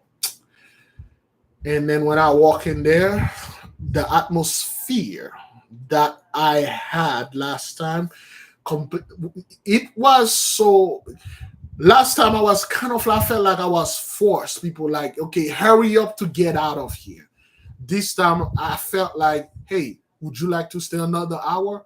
Would you like to stay another 30 minutes? We had the wife was like, oh man, we have to leave. The services was much more uh agreeable. Is that a real word? And I'm seeing the effect of this thing. And there's another thing I don't want to say here because people will misunderstand it. There were certain people that was next to me, across me, they could not behave right. And I've seen them, they could not behave right. At one point, I have to take one of the ring and flip it upside down. You know, when you wear a ring, of course, anytime when you're wearing any ring, any powerful ring, you wear them in your index fingers. Okay? You wear them in your index fingers and you don't wear them all the time because you're going to feel the effect on you, man. Those Haitian are heavy, man. You can literally, brothers, okay? You can literally feel like this thing pulsating in your you don't wear it all the time, okay? All right. You when you're going somewhere, you wear it. When you get home, you take them off. Unless if it's one of you know the one that's supposed to, for those of you who will get one of those we only have wow at least one or two Olympic gold medal left, and we have 5 rings. Then again, like I said, the rings are side 14. They are pretty big because I bought them for me, and I realized, oh crap, I should have bought them like any regular sizes. But the rings, if you have those rings, if the ring is too big, you wear it on the left side. Anytime you have those powerful things, you wear them on your left side. If they are not ring, you wear it on your left side of your chest. If you're a woman, you put it in your on your breast and stuff like that. And if you're a man, you put it you put it inside of your breast. If it's a ring, you wear it on your index finger and your left hand first. That's a very this hand sent power. That's why you never let the king point it at you. You let the king point it at you. You let the Mosai say him over there. You don't let any authority point it at you. When you have this ring, okay, okay. I had to turn mine right here so the people won't see the symbol in it. Okay, this is I have to wear it like this. So I wore two. Oops.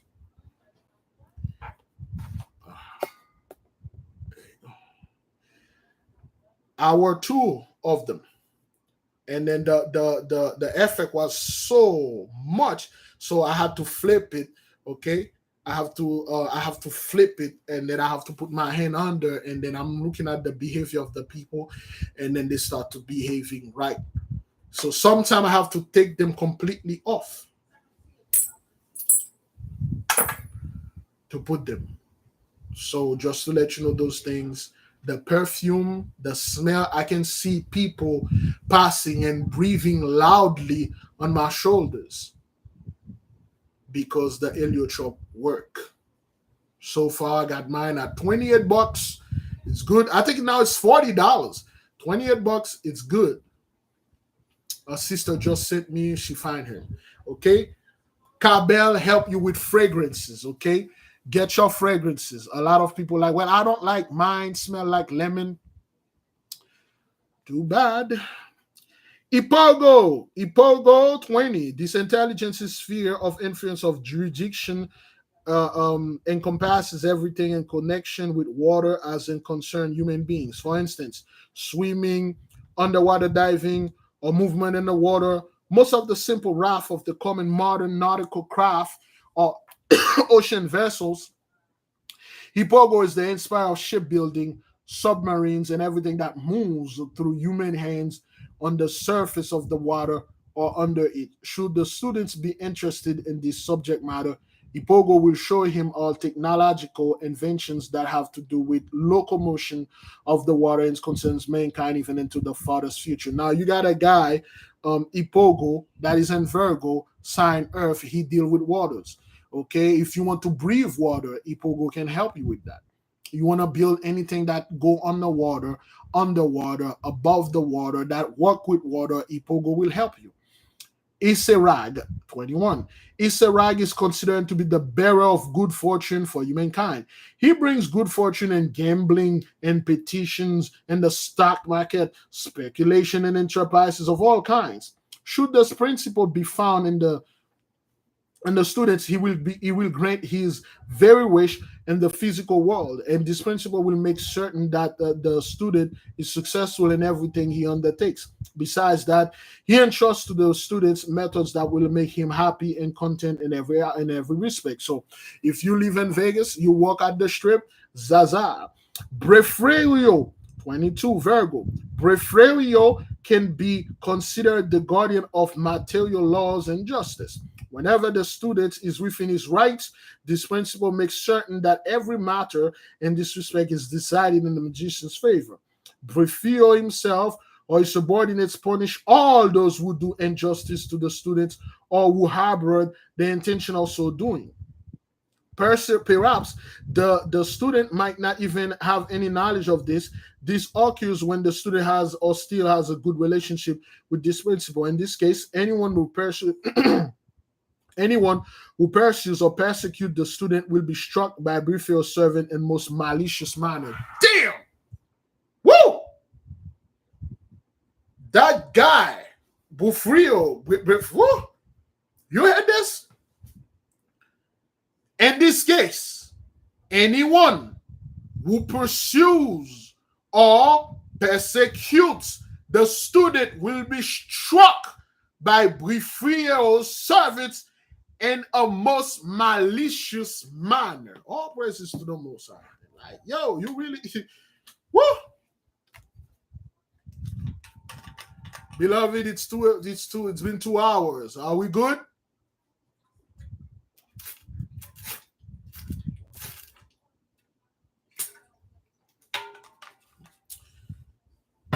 Should we keep moving on? We're number 22. We got 8 more. Should we keep on moving, brethren? It's been 2 hours. It's 10 o'clock, or at least where I'm at, Eastern. I don't want to bother people. Some of you may have to go to work tomorrow. Should we keep on moving, or should we pick up the pace tomorrow? Because Virgo is the last one. Once we do it, we're done with that. That's it. We're done, and then we're going to do tomorrow. We will study. Probably we will study the Smoky God. All right, let's move it, brethren. All right, now you know what they say. We feel if you all have a good relationship with him, you communicate with him all the time. If you are, I will advise if you are Virgo, and then you are, let's say, you are in law business, or you're in anything that related to the judicial of the thing, whatever, prison system or whatever thing, or you're doing business. A lot of people like to sue you, or somebody keeps pursuing you. If you become good friend with this guy, excuse me, if anybody come after you to sue you, come after you legally, this guy will send his employee after this person and get this person in the most malicious way. Define the word malicious. Malicious. And you will not even know this. You will just see this person's life is being detonated. They are protector.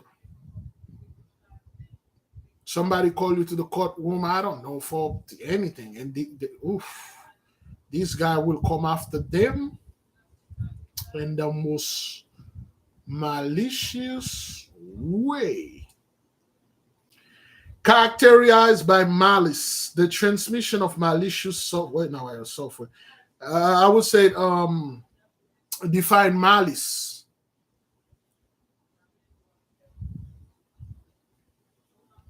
When somebody have malice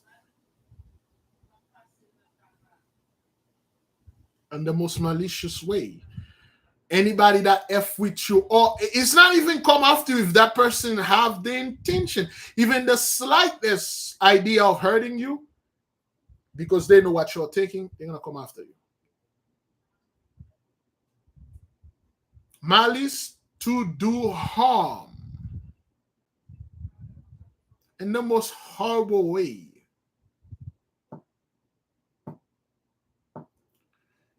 Evil, the intention or desire to do evil. He'll will. Those things will do evil stuff to whoever this person is. Malice, the intention or desire to do evil. Ill will. I bear no malice towards anybody.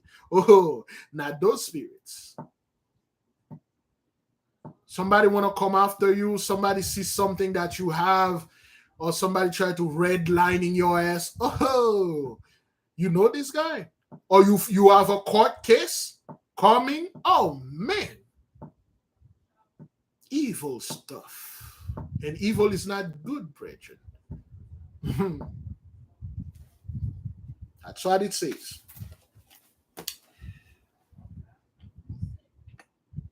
Elipinon 23.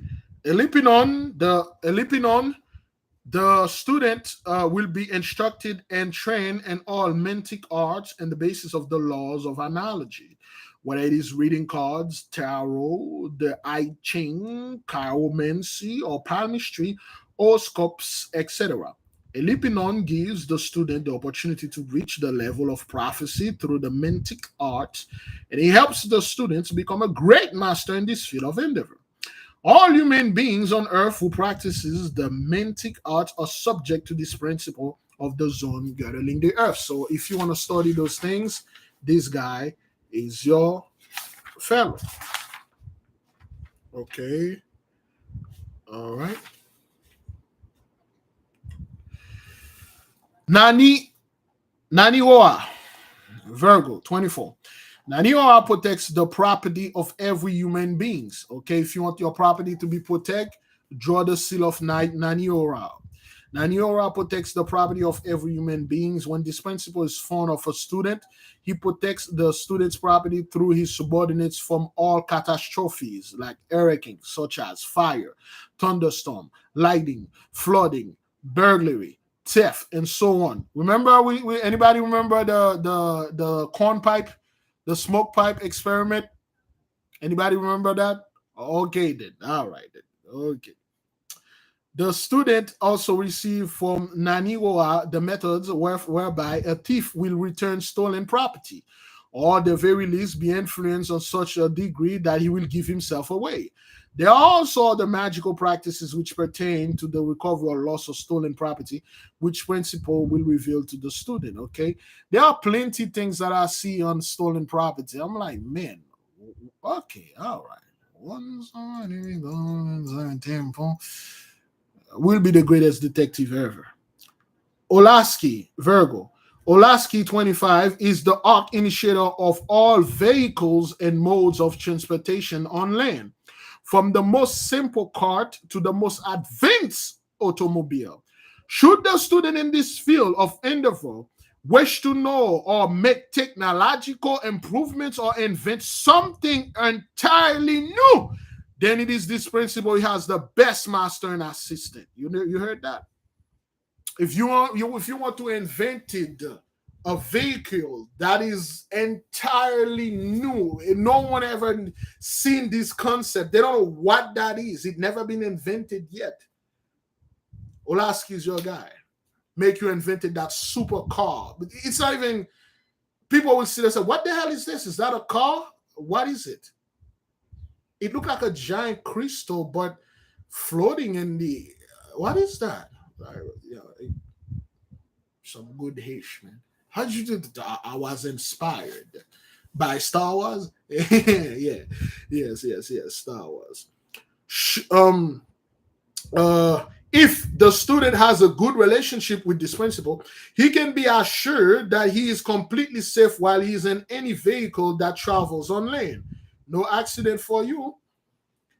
When I was in contact with this intelligence, I could see the Akasha principle vehicles of the distant future, which are not powered by motors that runs on fossil fuel or atomic energy. Okay, all right. The guy told you when he was with this guy, he traveled in the future. He saw certain vehicles that are not powered by fossil fuel or petrol, gas, diesel, or whatever, or atomic energy. Okay, he said these future vehicles are powered by a completely different kind of motive power.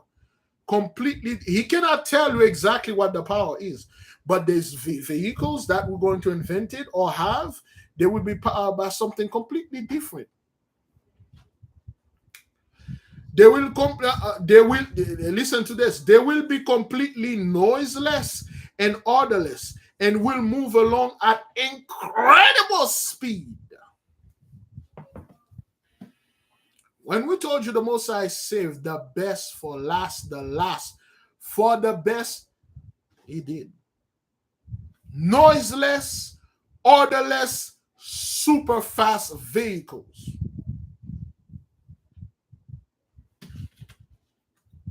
This could be one of the vehicles. You just take it, you just say activate, and then you throw it, and then it turns into a giant, I don't know, crystal or giant shaped things. It doesn't make any noise. It's just floating in the air. And the door open, you just see it, with your friend, and then you say, "Oh, Alpha Centauri, Alpha Centauri, less than 3 seconds. 1, 2. Welcome to Alpha Centauri. Enjoy your stay." And then you say deactivate, and then it become this, and then you put your vehicle in your pocket, you walk away. Now, this is just me saying garbage. Alpha Centauri is incredibly far from. How far is Alpha Centauri A from this Earth? That's incredibly far. Warp speed, man. How far is Alpha Centauri A to Earth? Is that what that is? So, those vehicles are coming. All right. They, they will be completely noiseless and orderless and will move along at incredible speed. It is, however, strictly forbidden to reveal any details about this future's invention.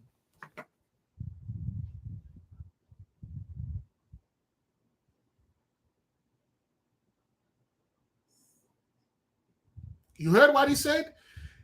It is strictly forbidden to reveal any details about those. When those guys show you certain things, they told you you can come back there and be on live TV and saying, "Hey, okay, the distance between Alpha Centauri A and Earth is 4.3 light years." You know how far that is. You reach something that you can go in 4.3 light years in 3 seconds in your car.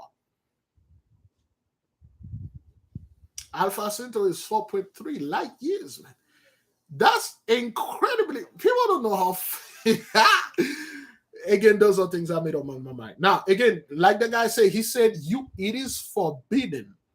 And brethren, they're not playing, dog. You go out there in the astral world, you say, "I saw this. This is how it is inside." You just fall in your face, you die. Or they make you go crazy. That's how certain people online, they lost their goddamn mind. They lost their mind. The Kundalini in the third eye, you have to understand, brother, the karma, that is the cosmic consciousness that is wrapped around the third rectum, and then it passed through the colon, and then it shoot that energy. You cannot believe what it is to happen. You have to subscribe and send me the money so I can take care of that. The gray, man. You have the Illuminati is watching you. You see this watch? They're watching you. The glasses that is in your face is the eyes of the alien. Go in your kitchen, grab 2 knives and plunge them on your eyes. It would be like it would be eternal, man.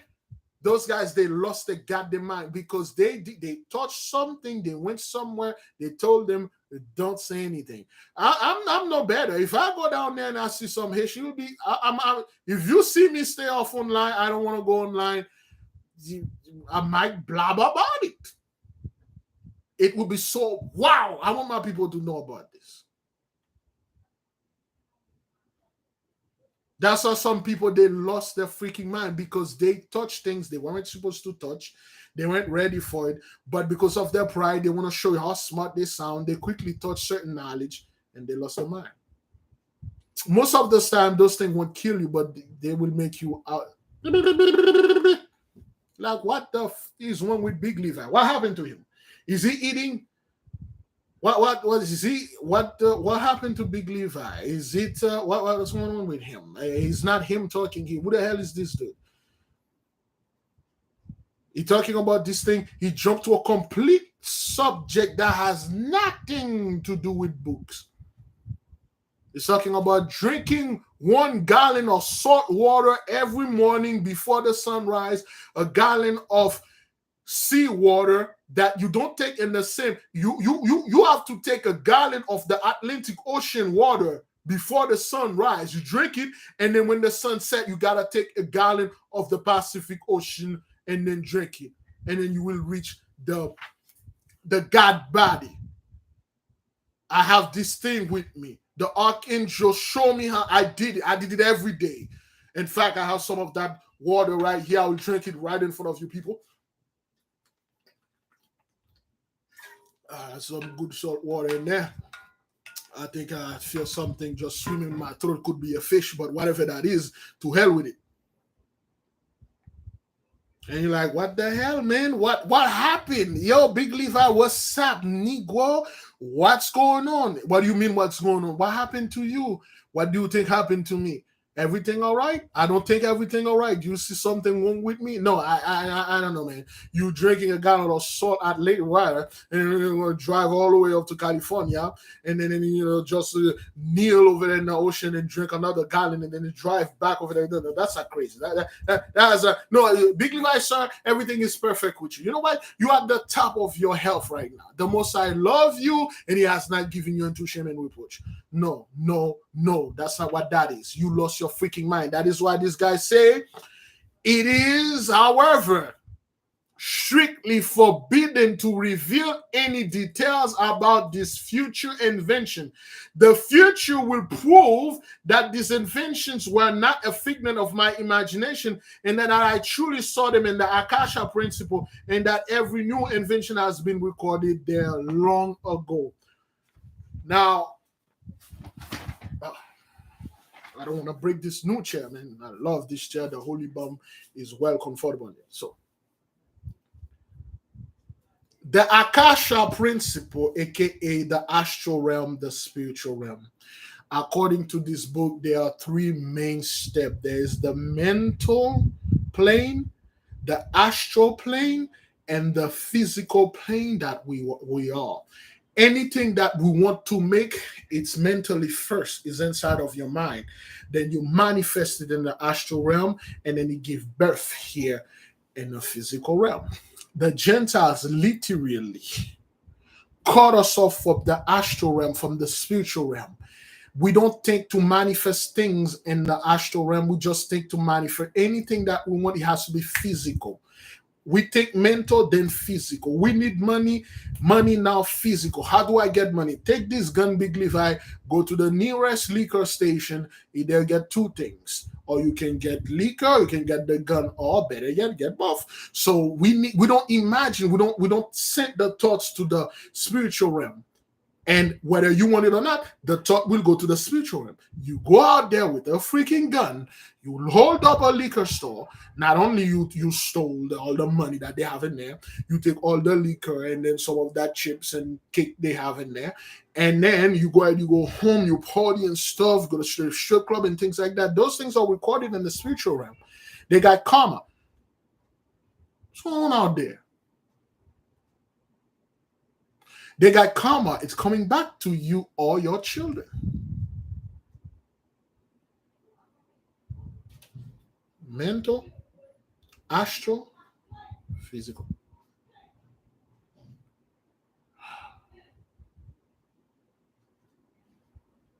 Is she spilling something in there? Babe! I'm yelling at the kids, but anyway. Yeah. Irminua, 26. Irminua is a mighty protector of human consciousness on our earth. The extent of the sphere of influence or jurisdiction of this principle is almost impossible for the average person to comprehend. Of course not. For example, he prevents the conscious of the average human being from going beyond the limits of the material world. However, he allows the student to expand his consciousness, of course, always in accordance with his magical maturity. When they do that, it's for your own protection. Okay, this guy, Iminura, he prevent your conscious to expand beyond the limit of this physical realm. Okay, it's for your own safety because yes, babe, what's going on out there? Let me mute this.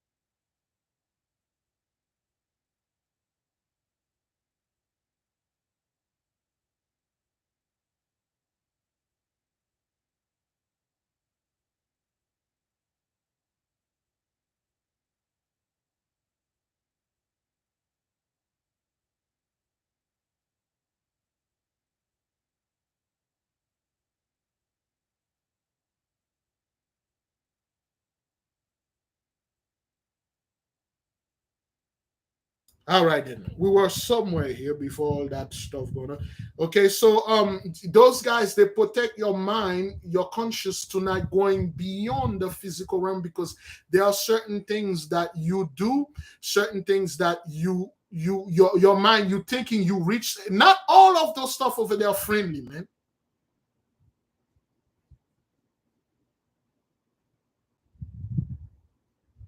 Not all the stuff that are in the Akasha principle, astral realm. That's why people like, I would like to do astral travel. Yo, be careful, man. Be very careful.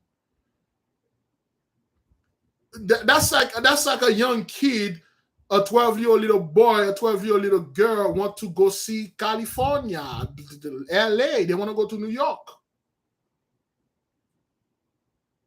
It's beautiful on TV. There are certain places they're beautiful on TV. But most of us, thank you. Just close the door. But some of the people that live in LA, they're like, yo, there are some places that what if this 12-year-old child, this 12-year-old boy took a train ticket, somehow he flew. Somehow he flew from wherever and then landed in LA or someplace in New York or in Miami. He learned in Liberty City or someplace that are not too good. And then this 12-year-old girl walking around and think everybody's, oh, I'm gonna meet a superstar.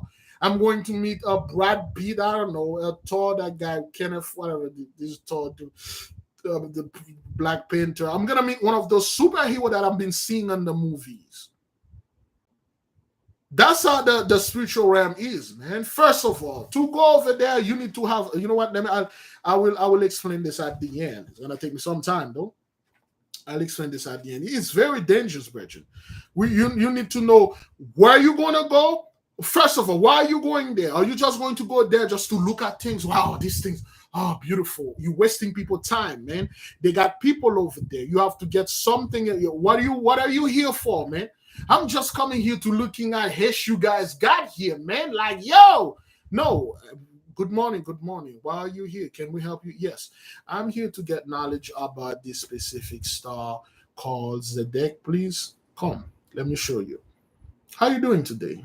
Pretty good. Seems this is your first time here. Yes, it is. It's quite beautiful. Yes, it is. Can you?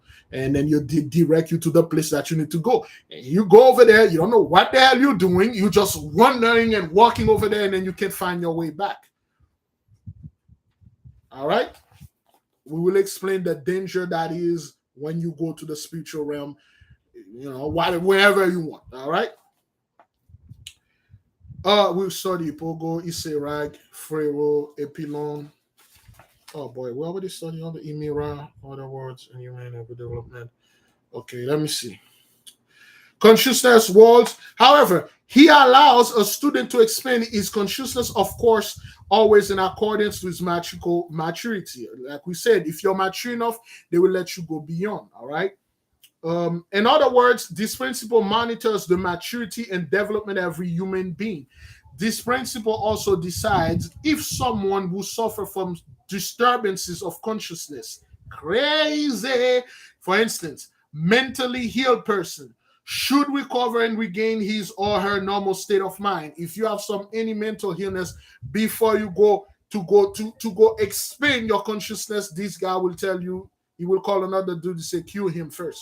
They will cue you so you can go there. Because if your mind is not right, you go in there, it's gonna be chaos. And then when you come back, it's gonna be a hell of a lot of chaos. Oh, Lord forbid you got a YouTube channel. Lord forbid you got a TikTok account or one of those Instagram. Lord forbid you out of your mind. You saying things you don't even know what they are, and other people sit there and then watching you and following you. Not only you're hurting them, above all, you're hurting a bunch of innocent soul out there. Lord forbid.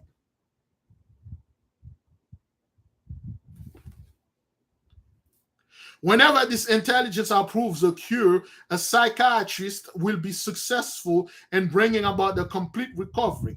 Ir also monitors all individuals that committed suicide, and the event that their suicide was not caused by karma, so that they will not regain complete conscious in the astral world until the time of their earthly existence has passed away. Then again, we told you again, a lot of people, if you commit suicide, it's like what that you wash your hand, you wipe it in a pile of poop. Your hand is soaking wet. You go outside, you wipe off your hand in one of those homeless butt. According to what you're gonna come back to the same thing, you're going to find the same situation that you didn't want to deal or whatever, unless if it's by karma. Anybody that did this, they're gonna come back to the same situation until you pass it. Gentiles always make it seems like okay, well, it's easier not to deal with things. Bang, your next life, you're gonna leave it, you're gonna pop up in the same situation again until you learn how to overcome it. And guess what? When you are in the astral realm, you won't be able to gain conscious there. That is why a lot of people that committed suicide, when they go in the spiritual realm, they can see them. They're still asleep there. Because, for instance, they say, according to this book, if the Most High God Almighty sent you here to live 100 years, and you 30 years old, you get into a bad breakup, I don't know, your boyfriend, your girlfriend cheated on you. You didn't find any proof, though. Somebody say, girl, I think he cheated on you. He doesn't love you. Your son, I think that he's cheating on you. You take your gun, you bang. 30 years old, you were supposed to live 100 years. Then you're going to go to the astral realm. You're going to live 70 years sleep. Your people here want to be able to contact you in the astral realm for 70 years. Until 70 years has passed on earth, then you will gain conscious in the astral realm, and then they will set you back again. All your loved ones that are not here, you can go meet them. That's what Sensei and I will discuss. Every loved one that you have that are not here, they're on the other side, you can go meet them. And you will be surprised what kind of thing they can do for you. You'll be like, damn, you guys can do this? Yeah. Well, at least the one that haven't incarnated yet. Against this knowledge, way above my. Whew. All right, so that they will not regain complete control until they have passed. Only when this time has expired will this person awaken from his twilight sleep and regain his complete astral consciousness. Much more could be said about this principle, but this brief description should suffice. A student who, excuse me, who contacts this principle can never step out of line mentally. And he gains the power to read and influence the conscious of every human being. For example, to bring back memories or erase such pictures completely from his memory. The student also learns how to carry out transference of consciousness on the magic basis, which in the Orient is called Abhisheka or Encore. So not only this guy teach you how to read people's mind, you can actually erase things in the mind, erase certain event. Certain people, certain things happen to them that is so traumatic, they're gone crazy. You went into the mind, you erase this memory, they become back normal. Or somebody don't want to think about something that they saw, they witnessed, they know, you erase that out of their memory. They call this ability encore. Okay, in the east, when they say in the Orient, they mean in the east. All right. Sumuram. Sumuram 27 is considered to be the ruler of all the animals that move about in the air. All right. From the smallest of flies to the royal eagle, all are under his protection. To a student who is in contact with him, his principle will reveal all secrets that pertain to flying animals. Should the student request it, then Sumuram will give him the methods and instruction through which he will gain the power to control every airborne animals. Okay, we have studied this. One of the other principles, and Leo can give you the ability to control all flying animals, whether they are eagle or insects. If this animal can fly, you can control it.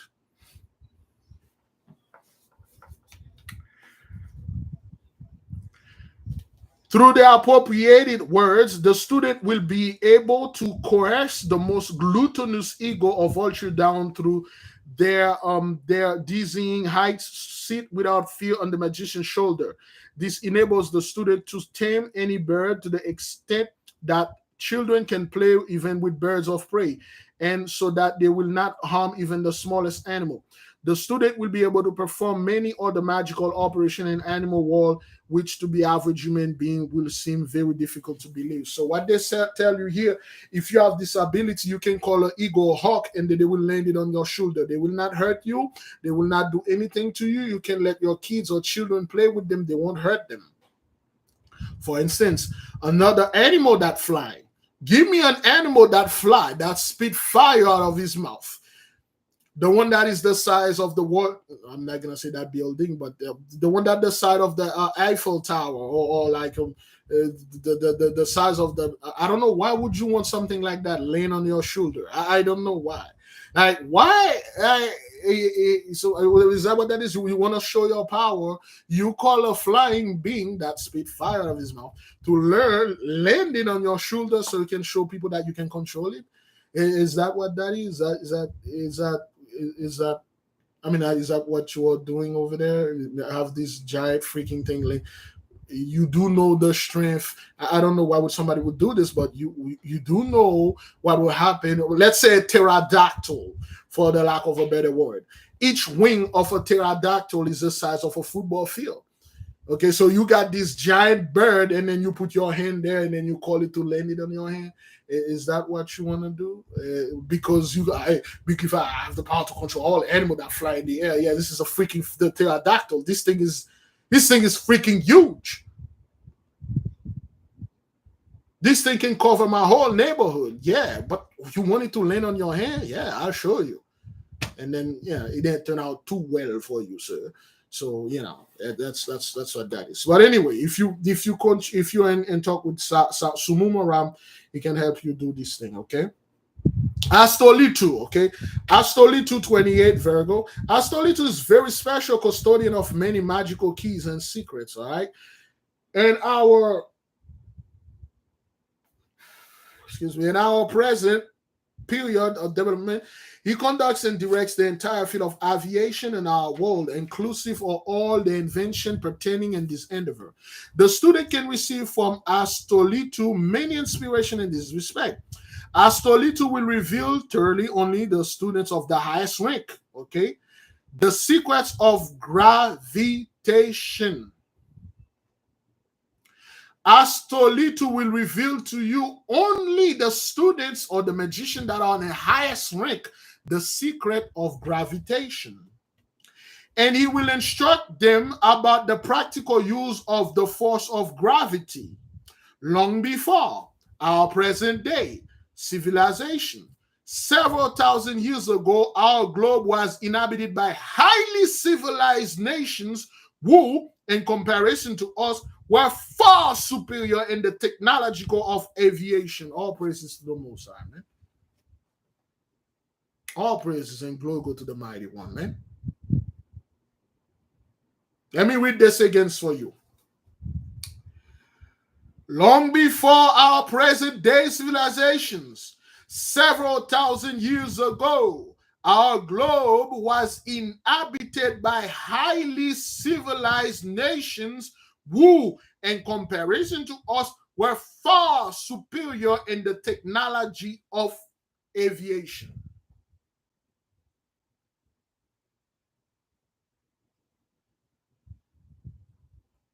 Thousands of years ago, our flight things were anti-gravitational, anti-gravity is a real word.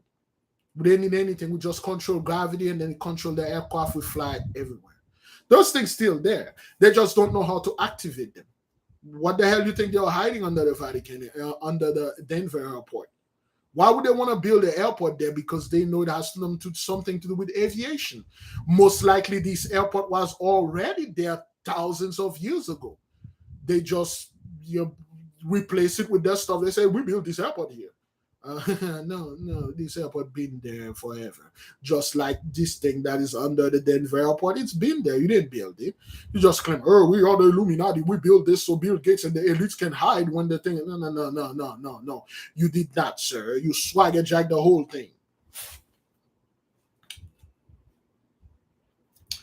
The secrets of gravitation were the common property of all people in the days. That means they could fly.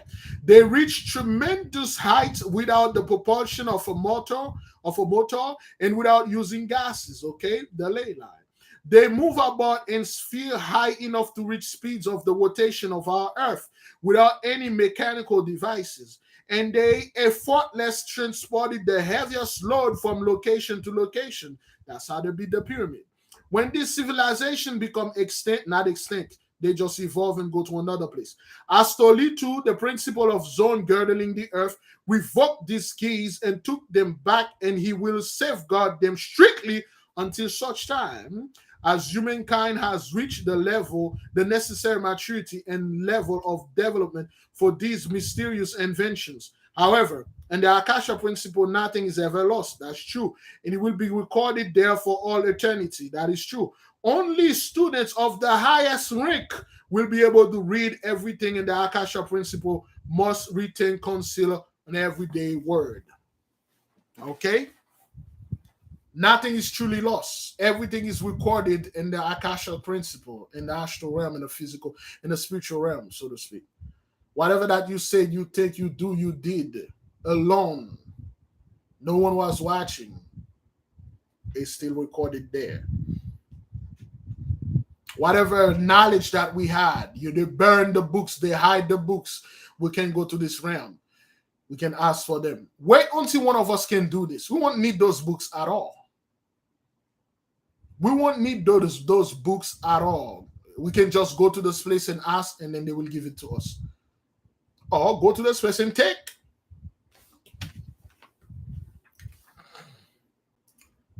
"29. Notice, sir, under the protection of this principle of the zone girdling the earth are the intellect and the knowledge of every human being. In the physical world, he guides every human being's the ability of perception in accordance with what the person's maturity, and bestows upon him the amount of knowledge that is equivalent on his present level of development. This principle is deemed to be the master of knowledge because of the earth. Because of earth, it is influence that hones the intellect and make the memory more receptive. Regardless of the field of knowledge in which a person is engaged, the student receives instructions from this principle and should be followed. This instruction, he will expand his mental powers, hone his intellect, and strengthen his memory. Noticer will willingly give the student information about any field of knowledge. This principle provides all branches of learning with the amount of knowledge which humankind can comprehend and is present of the development. This guy take care of your knowledge. Give you knowledge, you take away knowledge. That's what this fellow does. Last one, regalio. Regalio 30 Virgo. The last principle of Virgo is the earth girdling the zone named Regalio. He is the custodian of many mysteries of wisdom. He makes certain that true wisdom is in effect only made available to those that are actually mature. Again, you see throughout this book, they keep focusing on maturity, immaturity, mature because the Gentiles are by far immature. And our people, we are somewhat getting mature. Maturity is very important.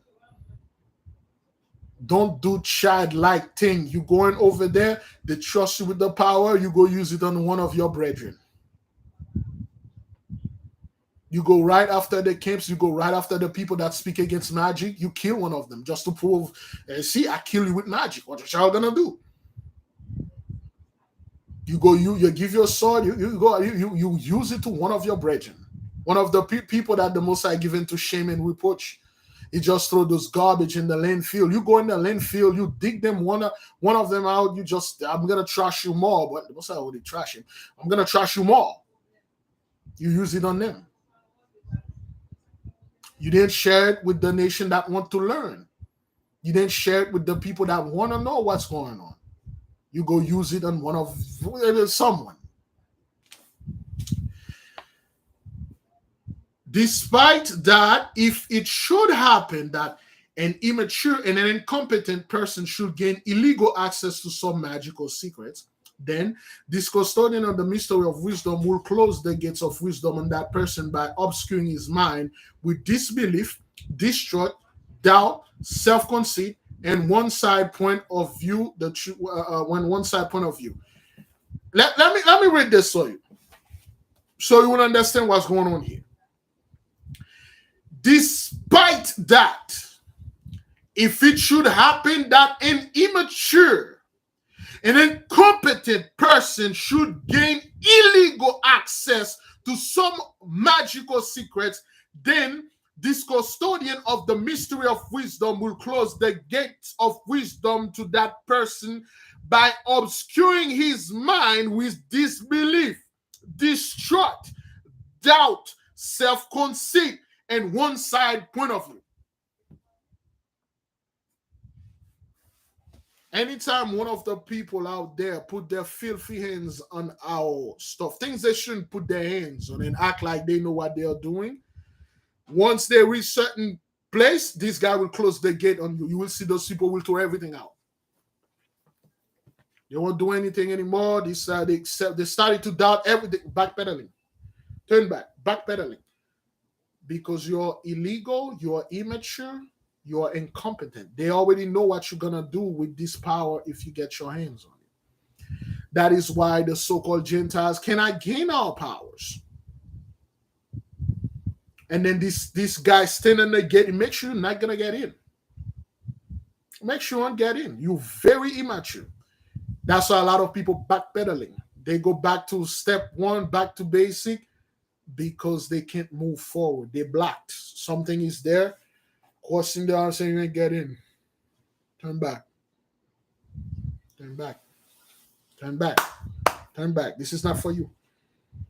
The Gentiles would have done great things. They can't go in. A lot of brethren would have done great things. They can't go in because they are incompetent, immature. Access denied. Access declined. Access not granted. Turn back. You can get in here.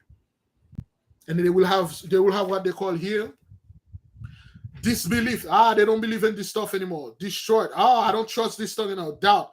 I doubt myself. I effed up. Self-conceit. And one-side pointed. One-side pointed point of view. This book, the Bible, that's it. Straight.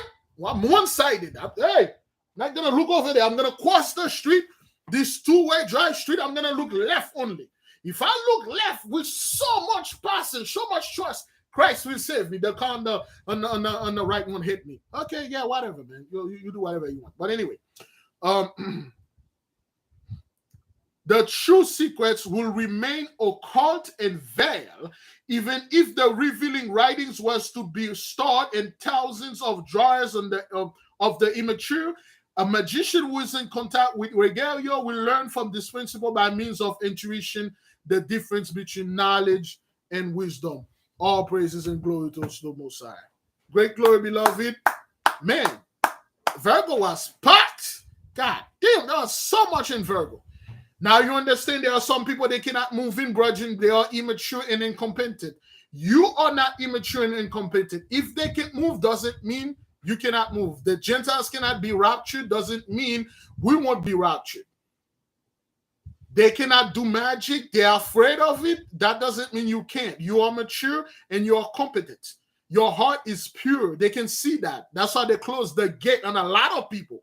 In the beginning, a bunch of people that were acting, they were all about this thing. They closed the gate on them and like, you're not getting in because you know what's in your heart. Back off. They back off, man. If you don't back off, you force your way in, you will lose your goddamn mind. Don't be surprised you one day you come here, Big Levi lost his freaking mind. He uploaded a video, he's in the church baptizing people, talking about like how Cesar Borgia once saved his life. He saw the light now. I was part of this cult online. It's called the Hebrew Israelite. Brothers and sisters, I can tell you, love can save us all. We must love everybody, including the wicked here. And sister, I can see that person in your hand right there. Can you? There you go.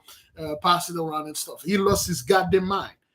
And people are like, what the hell? I saw Big Levi in the church. He was with the white Jesus picture on him, and he left his wife, and then he said God want him to be with a man because he want him to learn both sides. What happened? You've been given unto great shame and great reproach. They were telling you to stop, don't proceed. You forced your way in. Then they took your conscience. Then you lost your goddamn mind. Because they know once you get in this realm, you're going to take the power and then you're going to cause the children of the mighty one to do horrible things with it. We cannot sin against the mighty one anymore because we're done with all those things. But they at one point, brothers, the Most High would tell me to stop. From the beginning of this podcast, I told you I will do this as long as the mighty one says stop. The moment he says stop, you will know Big Levi stop. He says stop. That's done. No more. Thank you, mighty one. Come to the nation. Thank you for all of you that always supported me. I'm just taking a very, very perpetual break. And stop. That's it. You can't, you know. We could have fun playing music and stuff, but when it comes to certain things, stop.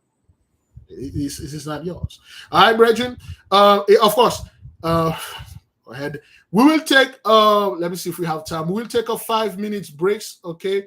We will tell you about the astro travel, one of the brethren that astro travel, certain things that happen out there. For the people that are asking, how can we contact those things? It's not that easy. Don't believe the people that you see online and stuff. Okay. A sister was taken physically into the Akasha principle. She was given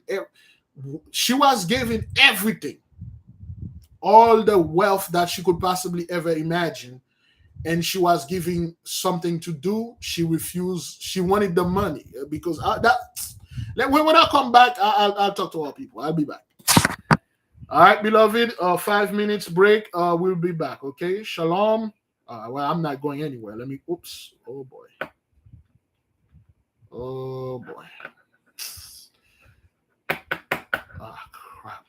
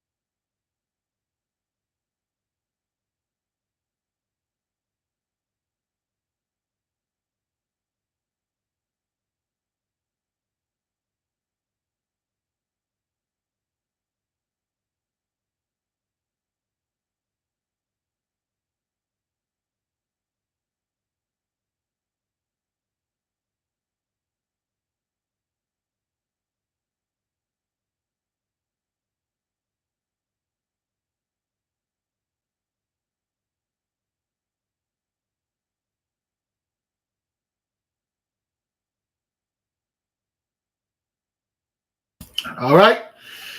All right, brethren. Having a little issue with the freaking computer. Man. Oh, crap. Okay. Oh, man. Oh, boy. See, this. Oh, I can see myself. You guys can see me. I can see my screen is totally black. Um, okay, you guys can see me. This thing is black. There's you can see nothing. The controllers.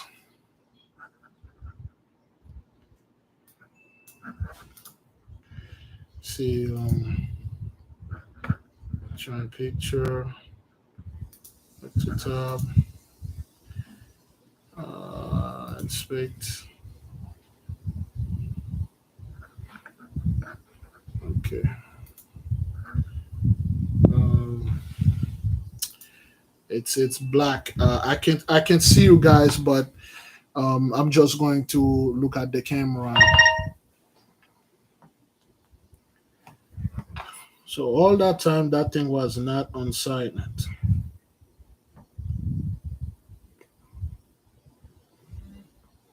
There we go.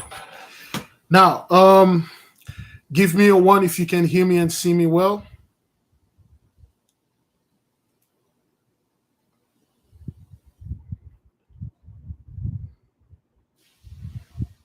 Good, good. Now, let's tell the story about what happened to that fellow that wanted to go to the spiritual realm, so to speak. A very long time ago, well, not too long ago, that was back in Haiti. There was a young man, and his father was murdered. That was in somewhere around the 1920s.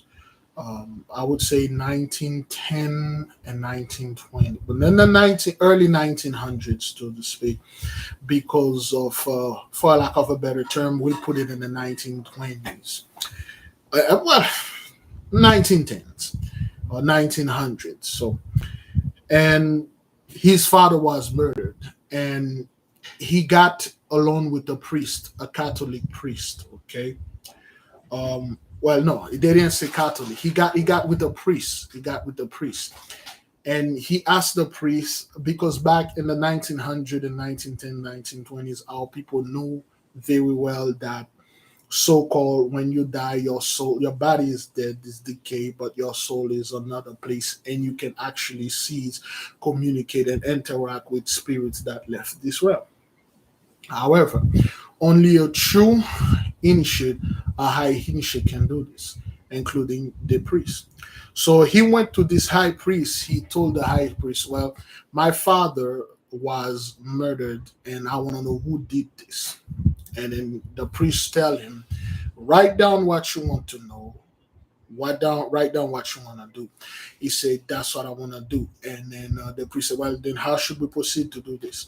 He said, I want to go to the astral plane. I want to go to the spiritual realm. Okay, for our term, we'll call it the Akasha principle or the Akasha realm. So he wants to go to the spiritual realm doing a astral voyage. For a better term, astral voyage. So the priest said, okay, well, make sure you meditate on what you want. He said, I want to know who killed my father, why and how. He said, no problem. So the priest said, by principle, you cannot go do an astral travel by yourself the first time. You have to get a master there with you, excuse me, to show you how you're gonna get there, what to do. And then the priest said, I will show you how. And one day, at a very specific time, I would say when the time, first of all, to go there, it has to be completely silent, no interruption. Because when you're going to do astral travel or you're going to the other realm, if it turn out, even though you're at home, or as some people say, well, I live alone, nobody bothers me anyway. Wrong. If it turn out you are at home, the way that Sensei explained it, he said you have to lie down. Well, first of all, you have to bathe yourself. Okay. Once you bathe yourself, you wear, like we told you, you wear your white garment or your white kimono or your white robe. Okay. You don't wear anything under. All right. Okay, you wear your white garment, you clean your room, you wear your white sheet upon the room, you put your the incense burning that is for this, and you put the candle there, and then you lie down with your head facing east. And then you close your eyes, and then you start humming a certain mantra. This mantra is a code word. When you start saying it, you are knocking. The phone is ringing. You are calling them. I'm coming, I'm coming, I'm coming. Now, these priests take this young man, they go to a cemetery, like a human cemetery, of course. They lay down in there because that was the most silent place. If you're in a cemetery, you hear noise, is either your gut is making noise or the person which is making noise, because everything is in there supposed to be silent. Plus, the cemetery is a powerful ley line. It's a powerful portal. Okay, so they went there. Nobody was bothering them. And then the priest showed him how to lie down and what to say.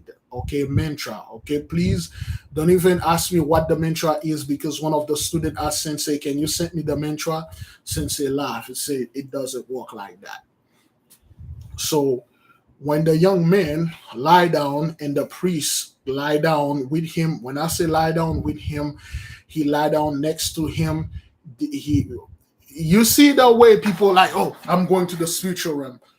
They make their feet like those yoga things.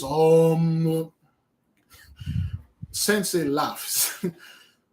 You don't know what you're doing. It's two things. People they get into some really like weird trances, but he said the way you do it, you lie down on a sofa, something like a sofa, something flat.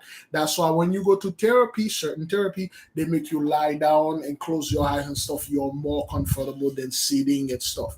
Sitting in yoga position is it's for specific things. That's only for high ranking masters that can do it like this. But a beginner like you, me, I'm assuming you're a beginner, you need to lie down in this specific place. All right. Now, the priest and him, they started the quote unquote the ritual, the singing, the thing, and they starting to sing the humming and stuff, and then vroom, their soul or their spirit left.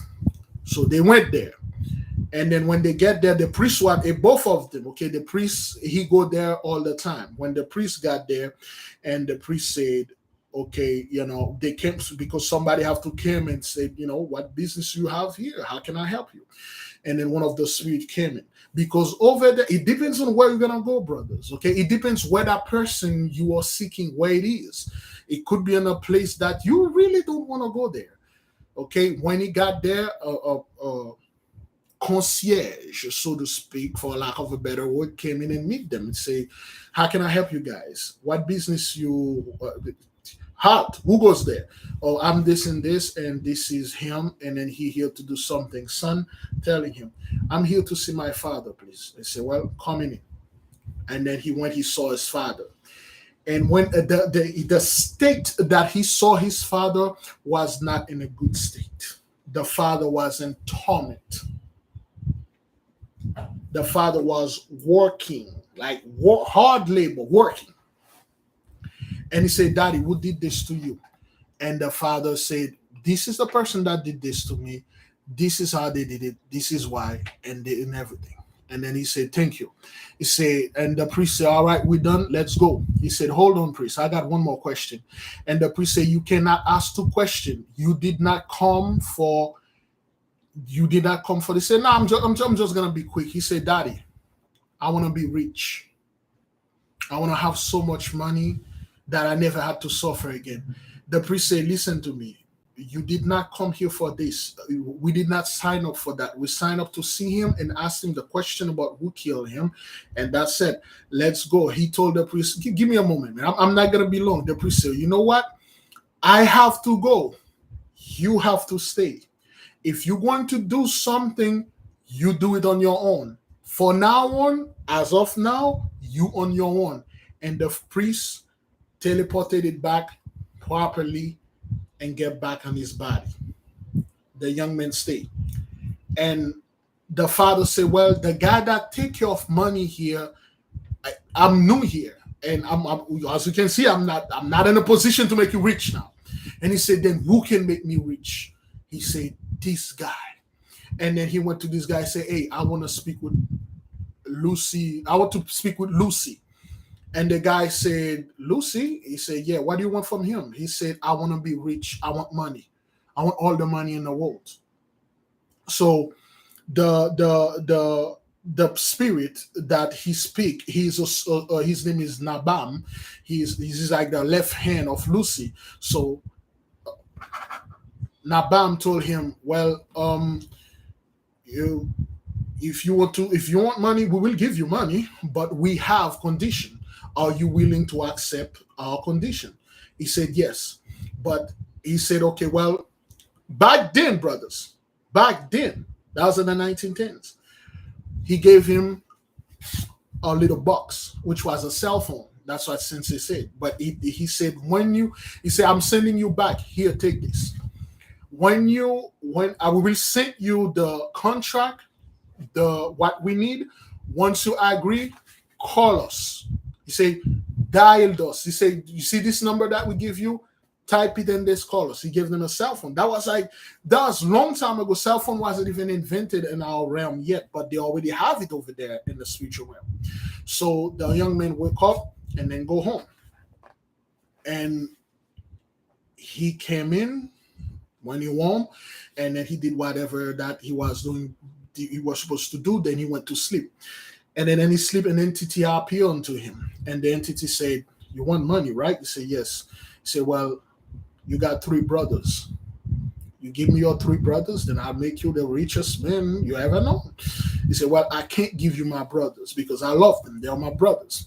He said, well, what about your wife? He said, I can't give you my wife. He said, well, you have to give something. And then he said, man, I can't give you anybody that I know or I love. So the entity said, well, let me take you to the big man. And then in the next astral voyage, he went by himself. He didn't went with the priest. The priest caught tie with him. The priest like, yo, cutting tie with you. So he went on his own. And then he went and meet Lucy himself. Okay. Back then it was easy to meet Lucy. Right now it's not, because everybody want to meet this guy, money, fame, power. So when he meet Lucy, and then he said, Lucy, man, I need money. And Lucy said, well, we have money. So, but again, this Haitian free, ask grass or gas. What is it? He said, well, I can't give you anything. So Lucy said, you know what? You are special. Let me do something for you. He made him buy 2 big, what's the name of those things that women have in the room?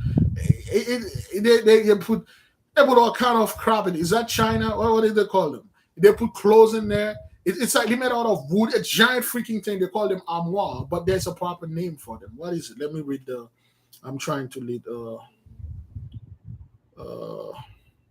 I can't see the chart. I'm trying to look in my phone. It's something, it's like a closet, okay? But it's made out of wood. It's just like a nightstand, but it's bigger. Remember that movie Narnia? And then they went inside of that thing. What's his name? Chester, Joy, something like that. But Narnia, in the movie Narnia, they went into this thing. What did they call it again? There's a name of it. The movie Narnia. The wardrobe. Ah, God, really? Oh man, you gotta be freaking kidding me. I could not remember the name wardrobe. All right. He said, make 2 giant wardrobe. One for your wife and one for you. Every day I will fill them up, both of them, with money for you. And this is how I'm gonna get my payment. He said, all I want you to do is to go to nightclub, partying, go to bars, partying. Each woman that you slept with, those are mine. Yes, sweetie? All right? Give me a second.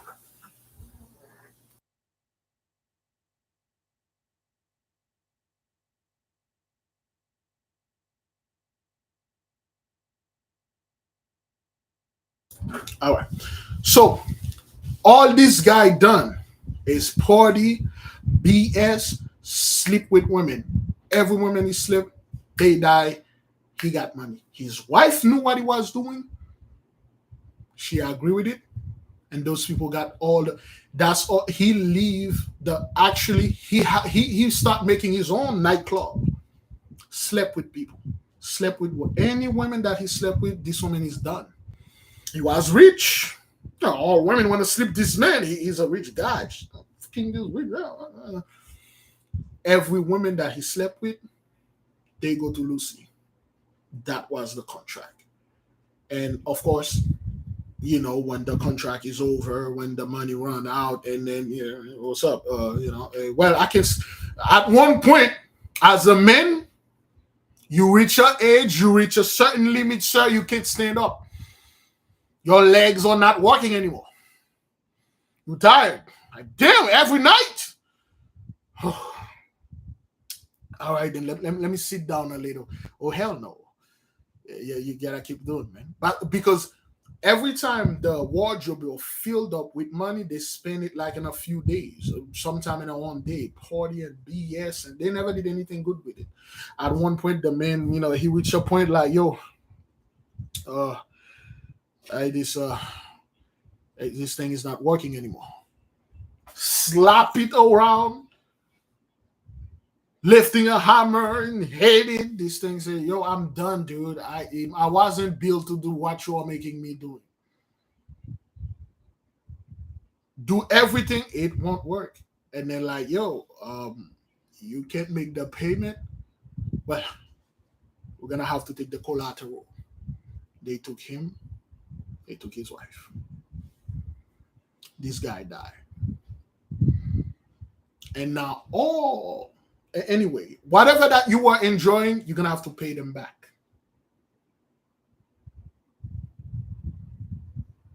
So to the men and women out there, be extremely careful to whom you're sleeping when you met because Lucy tell him you're gonna go in the club. He made it very specific, say go in the club because that's the easiest way, you go to the club and stuff like that. Be very careful when you go to those bars and nightclub and things, and then back then they were called them speakeasy. You go to those speakeasies and stuff. You slept with easy women, easy men and stuff. Be very careful, especially if this man rich. You don't know his condition. Now, one thing said, damn it. There you go. One thing Sensei was saying when you are doing this, for the people, one of the dudes said, one of the student that was there, he said, can you send him the mantra? And Sensei said, no. This is the possibility that what could happen to you if you choose to go astral travel, because people upload video. I astral travel, I see myself leaving the bed, none of this nonsense. Or I see the back of my home, that's not astral. You're not actually astral, you're having a body of, it's something completely different. So this is the possibility of thing that can happen to you if you decide to do this on your own. You don't have a master there. You don't have somebody that know what they are doing there to protect you, to train you, and then you can go on your own. If you try this by yourself, in experience, while you are humming and saying the mantra, again, I do not have the mantra. He didn't give it to us because people were asking. I dare not ask to because I know this is incredibly dangerous. I'm not in that level yet.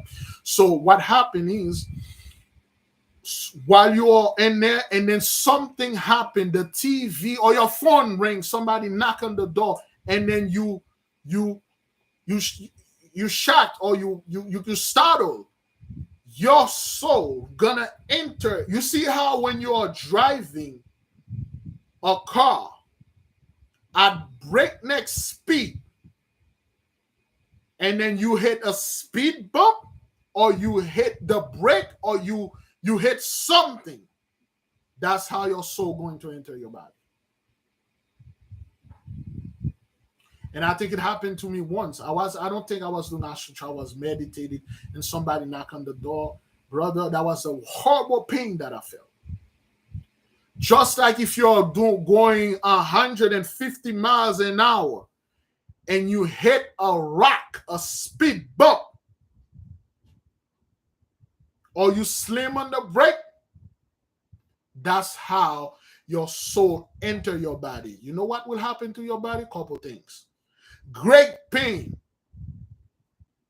or handicap, disability. You're unable to talk or to walk, or you just flew out of your bed, you bust out the door, running in the street, butt naked, running, crying, and do things, running around and see you out of your goddamn mind. Or you can receive severe organ failure, severe organ damage. Because the way that you live your soul, you live it slowly, and then you're traveling at the speed of light, and then something happened, your body called back because it called for defense, and then you, boom, bam, you get into your body, it will damage you.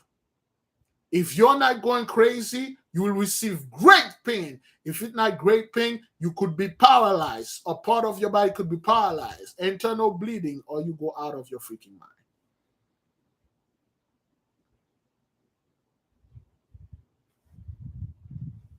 That's like the best thing that could happen to you. That's like one of the best things that can happen to you. Hopefully, that's one of the things that happened. The next thing, possibility that can happen to you, you could go there, you never come back. You can't find your way back. You don't know how to get back. You know, the word for you to open the door is amak. Amak means open. But you don't know the word to close the door.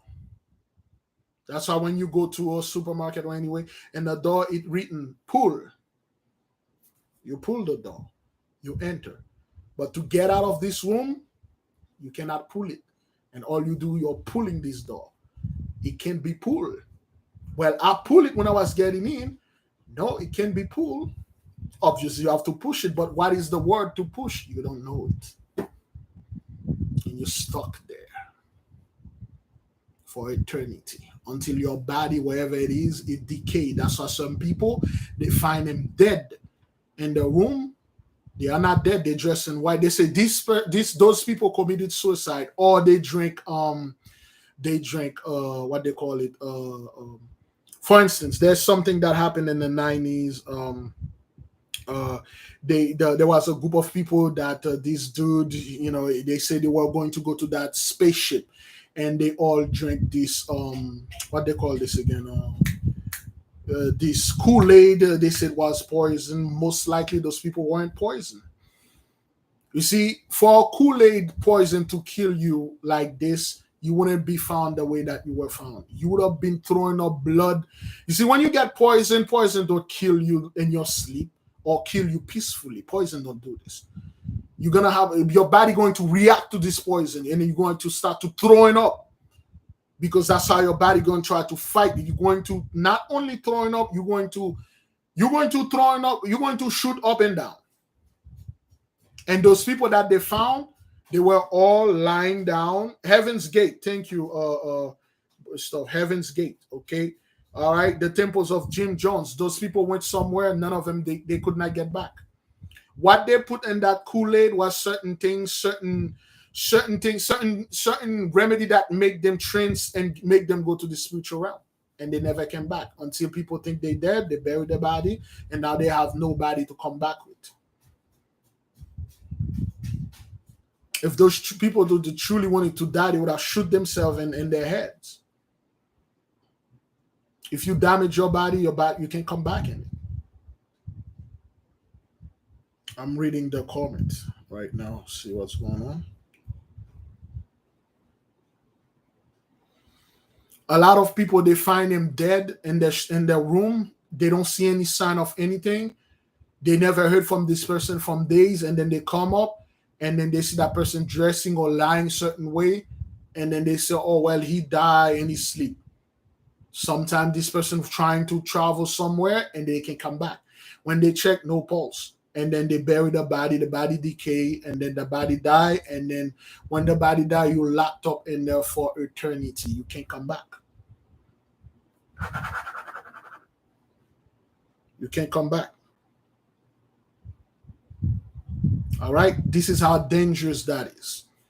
There's a video and a couple was explaining how they went to the spiritual realm. They could not come back. They didn't know where to properly go to this. You need a lot of training, a lot of meditation, and you need to be very specific. Why are you going there? Are you going there just for sightseeing? Are you going there because it exists? I just want to see it. Are you going there? You have a purpose. Are you going there to looking for or gain something? Because this shit is not things to play with, man.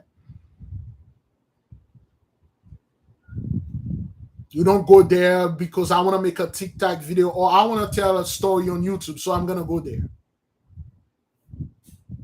The hell you gonna go there for, man? Do you have a business being there? What is it that you want there, man?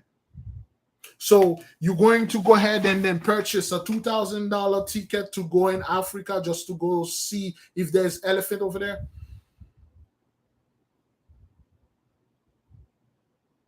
You pay $100 to purchase a ticket to go see, I don't know, to go see if Hollywood, to go see the beauty of Hollywood. I just want to go there and see things. Is that what that is? And then you landed on a part of LA. You shouldn't be in this spot. And there are certain people that see you, they're easy target, man.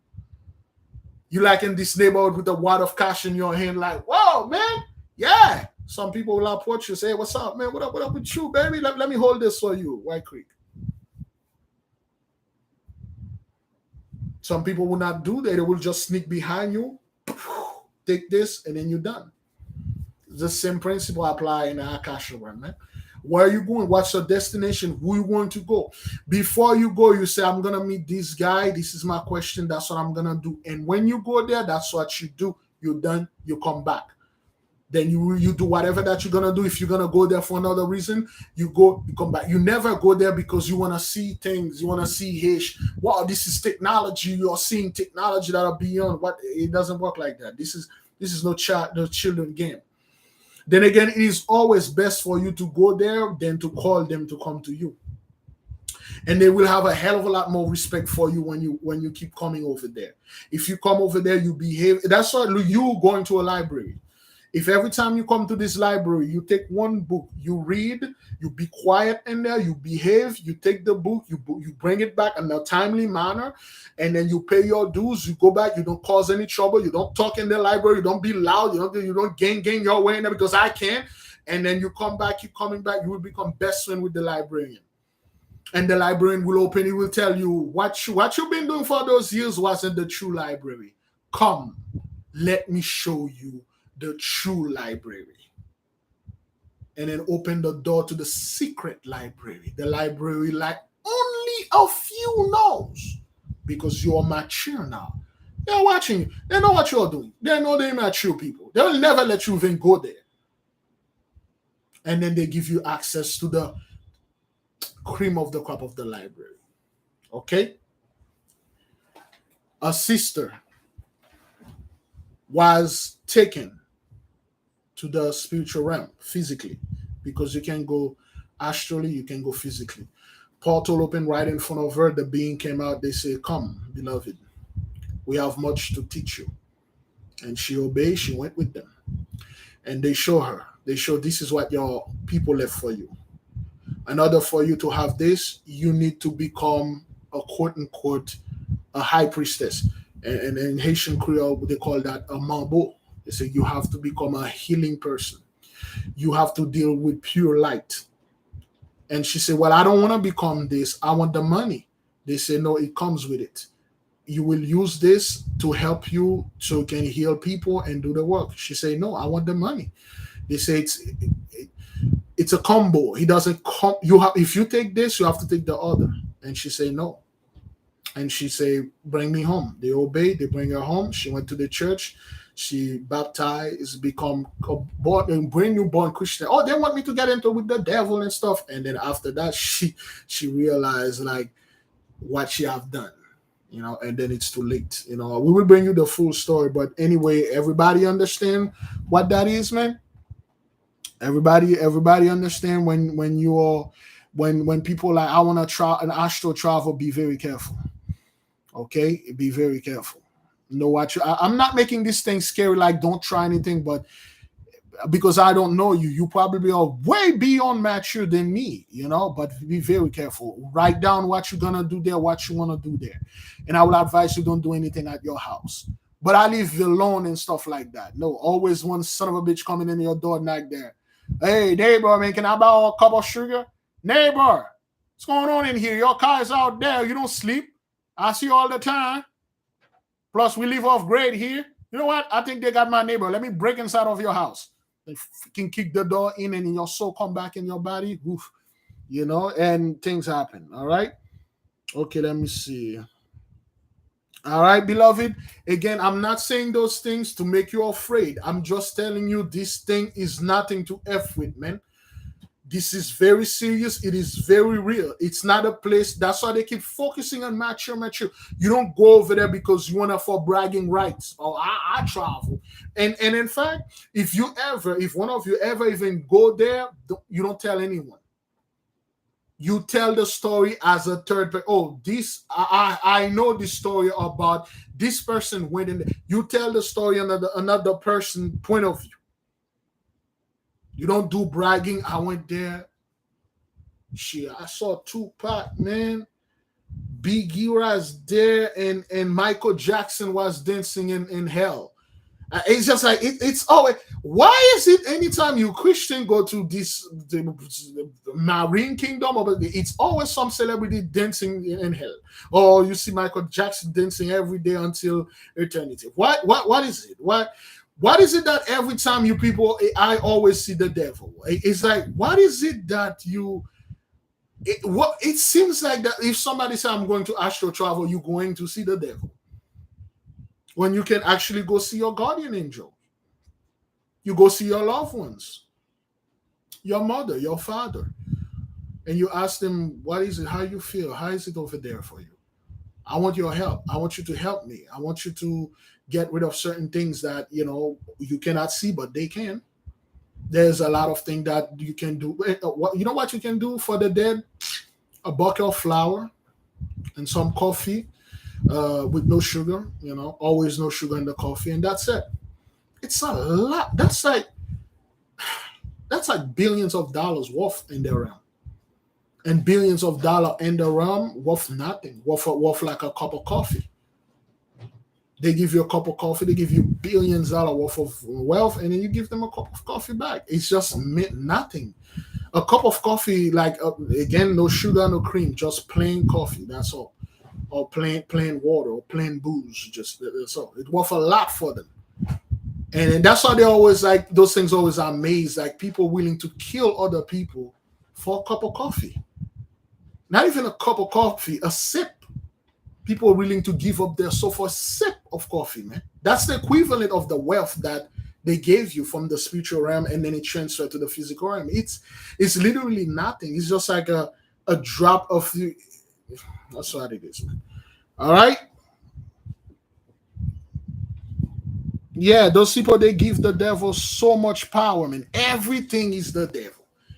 You're going to see the devil. You met over there. I met over there. I met the devil. He wants to give me money. I tell him no. I'll stay in the church. I tell him if I want any money, I will come into my my faithful parishioners, and I'll ask them to fill up the gap. They will fill it. If I need this walls wall, my people will give it to me. Oh no, Satan, you will not give me money, but my people will give it. Amen. Give Satan into shame and we persist. I can see you with that bag over there. When I went over there, I was thinking, all of you, that money, yeah, that's. And then people were like, "Hey man, hey, we will feed you, dog. You don't need the devil to give you money and stuff like." It's like every time you guys go there, is either you see the devil or you see one celebrity with the devil. It's always about the devil.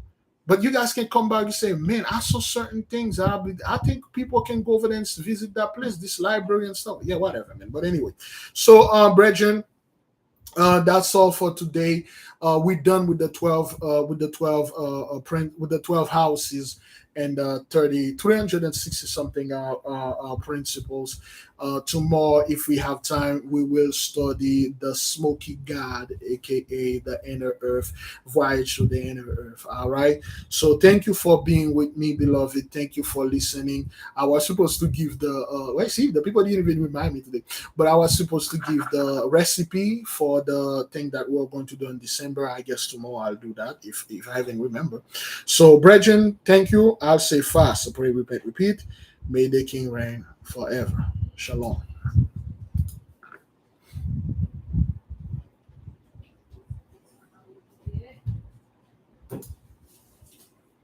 Hmm.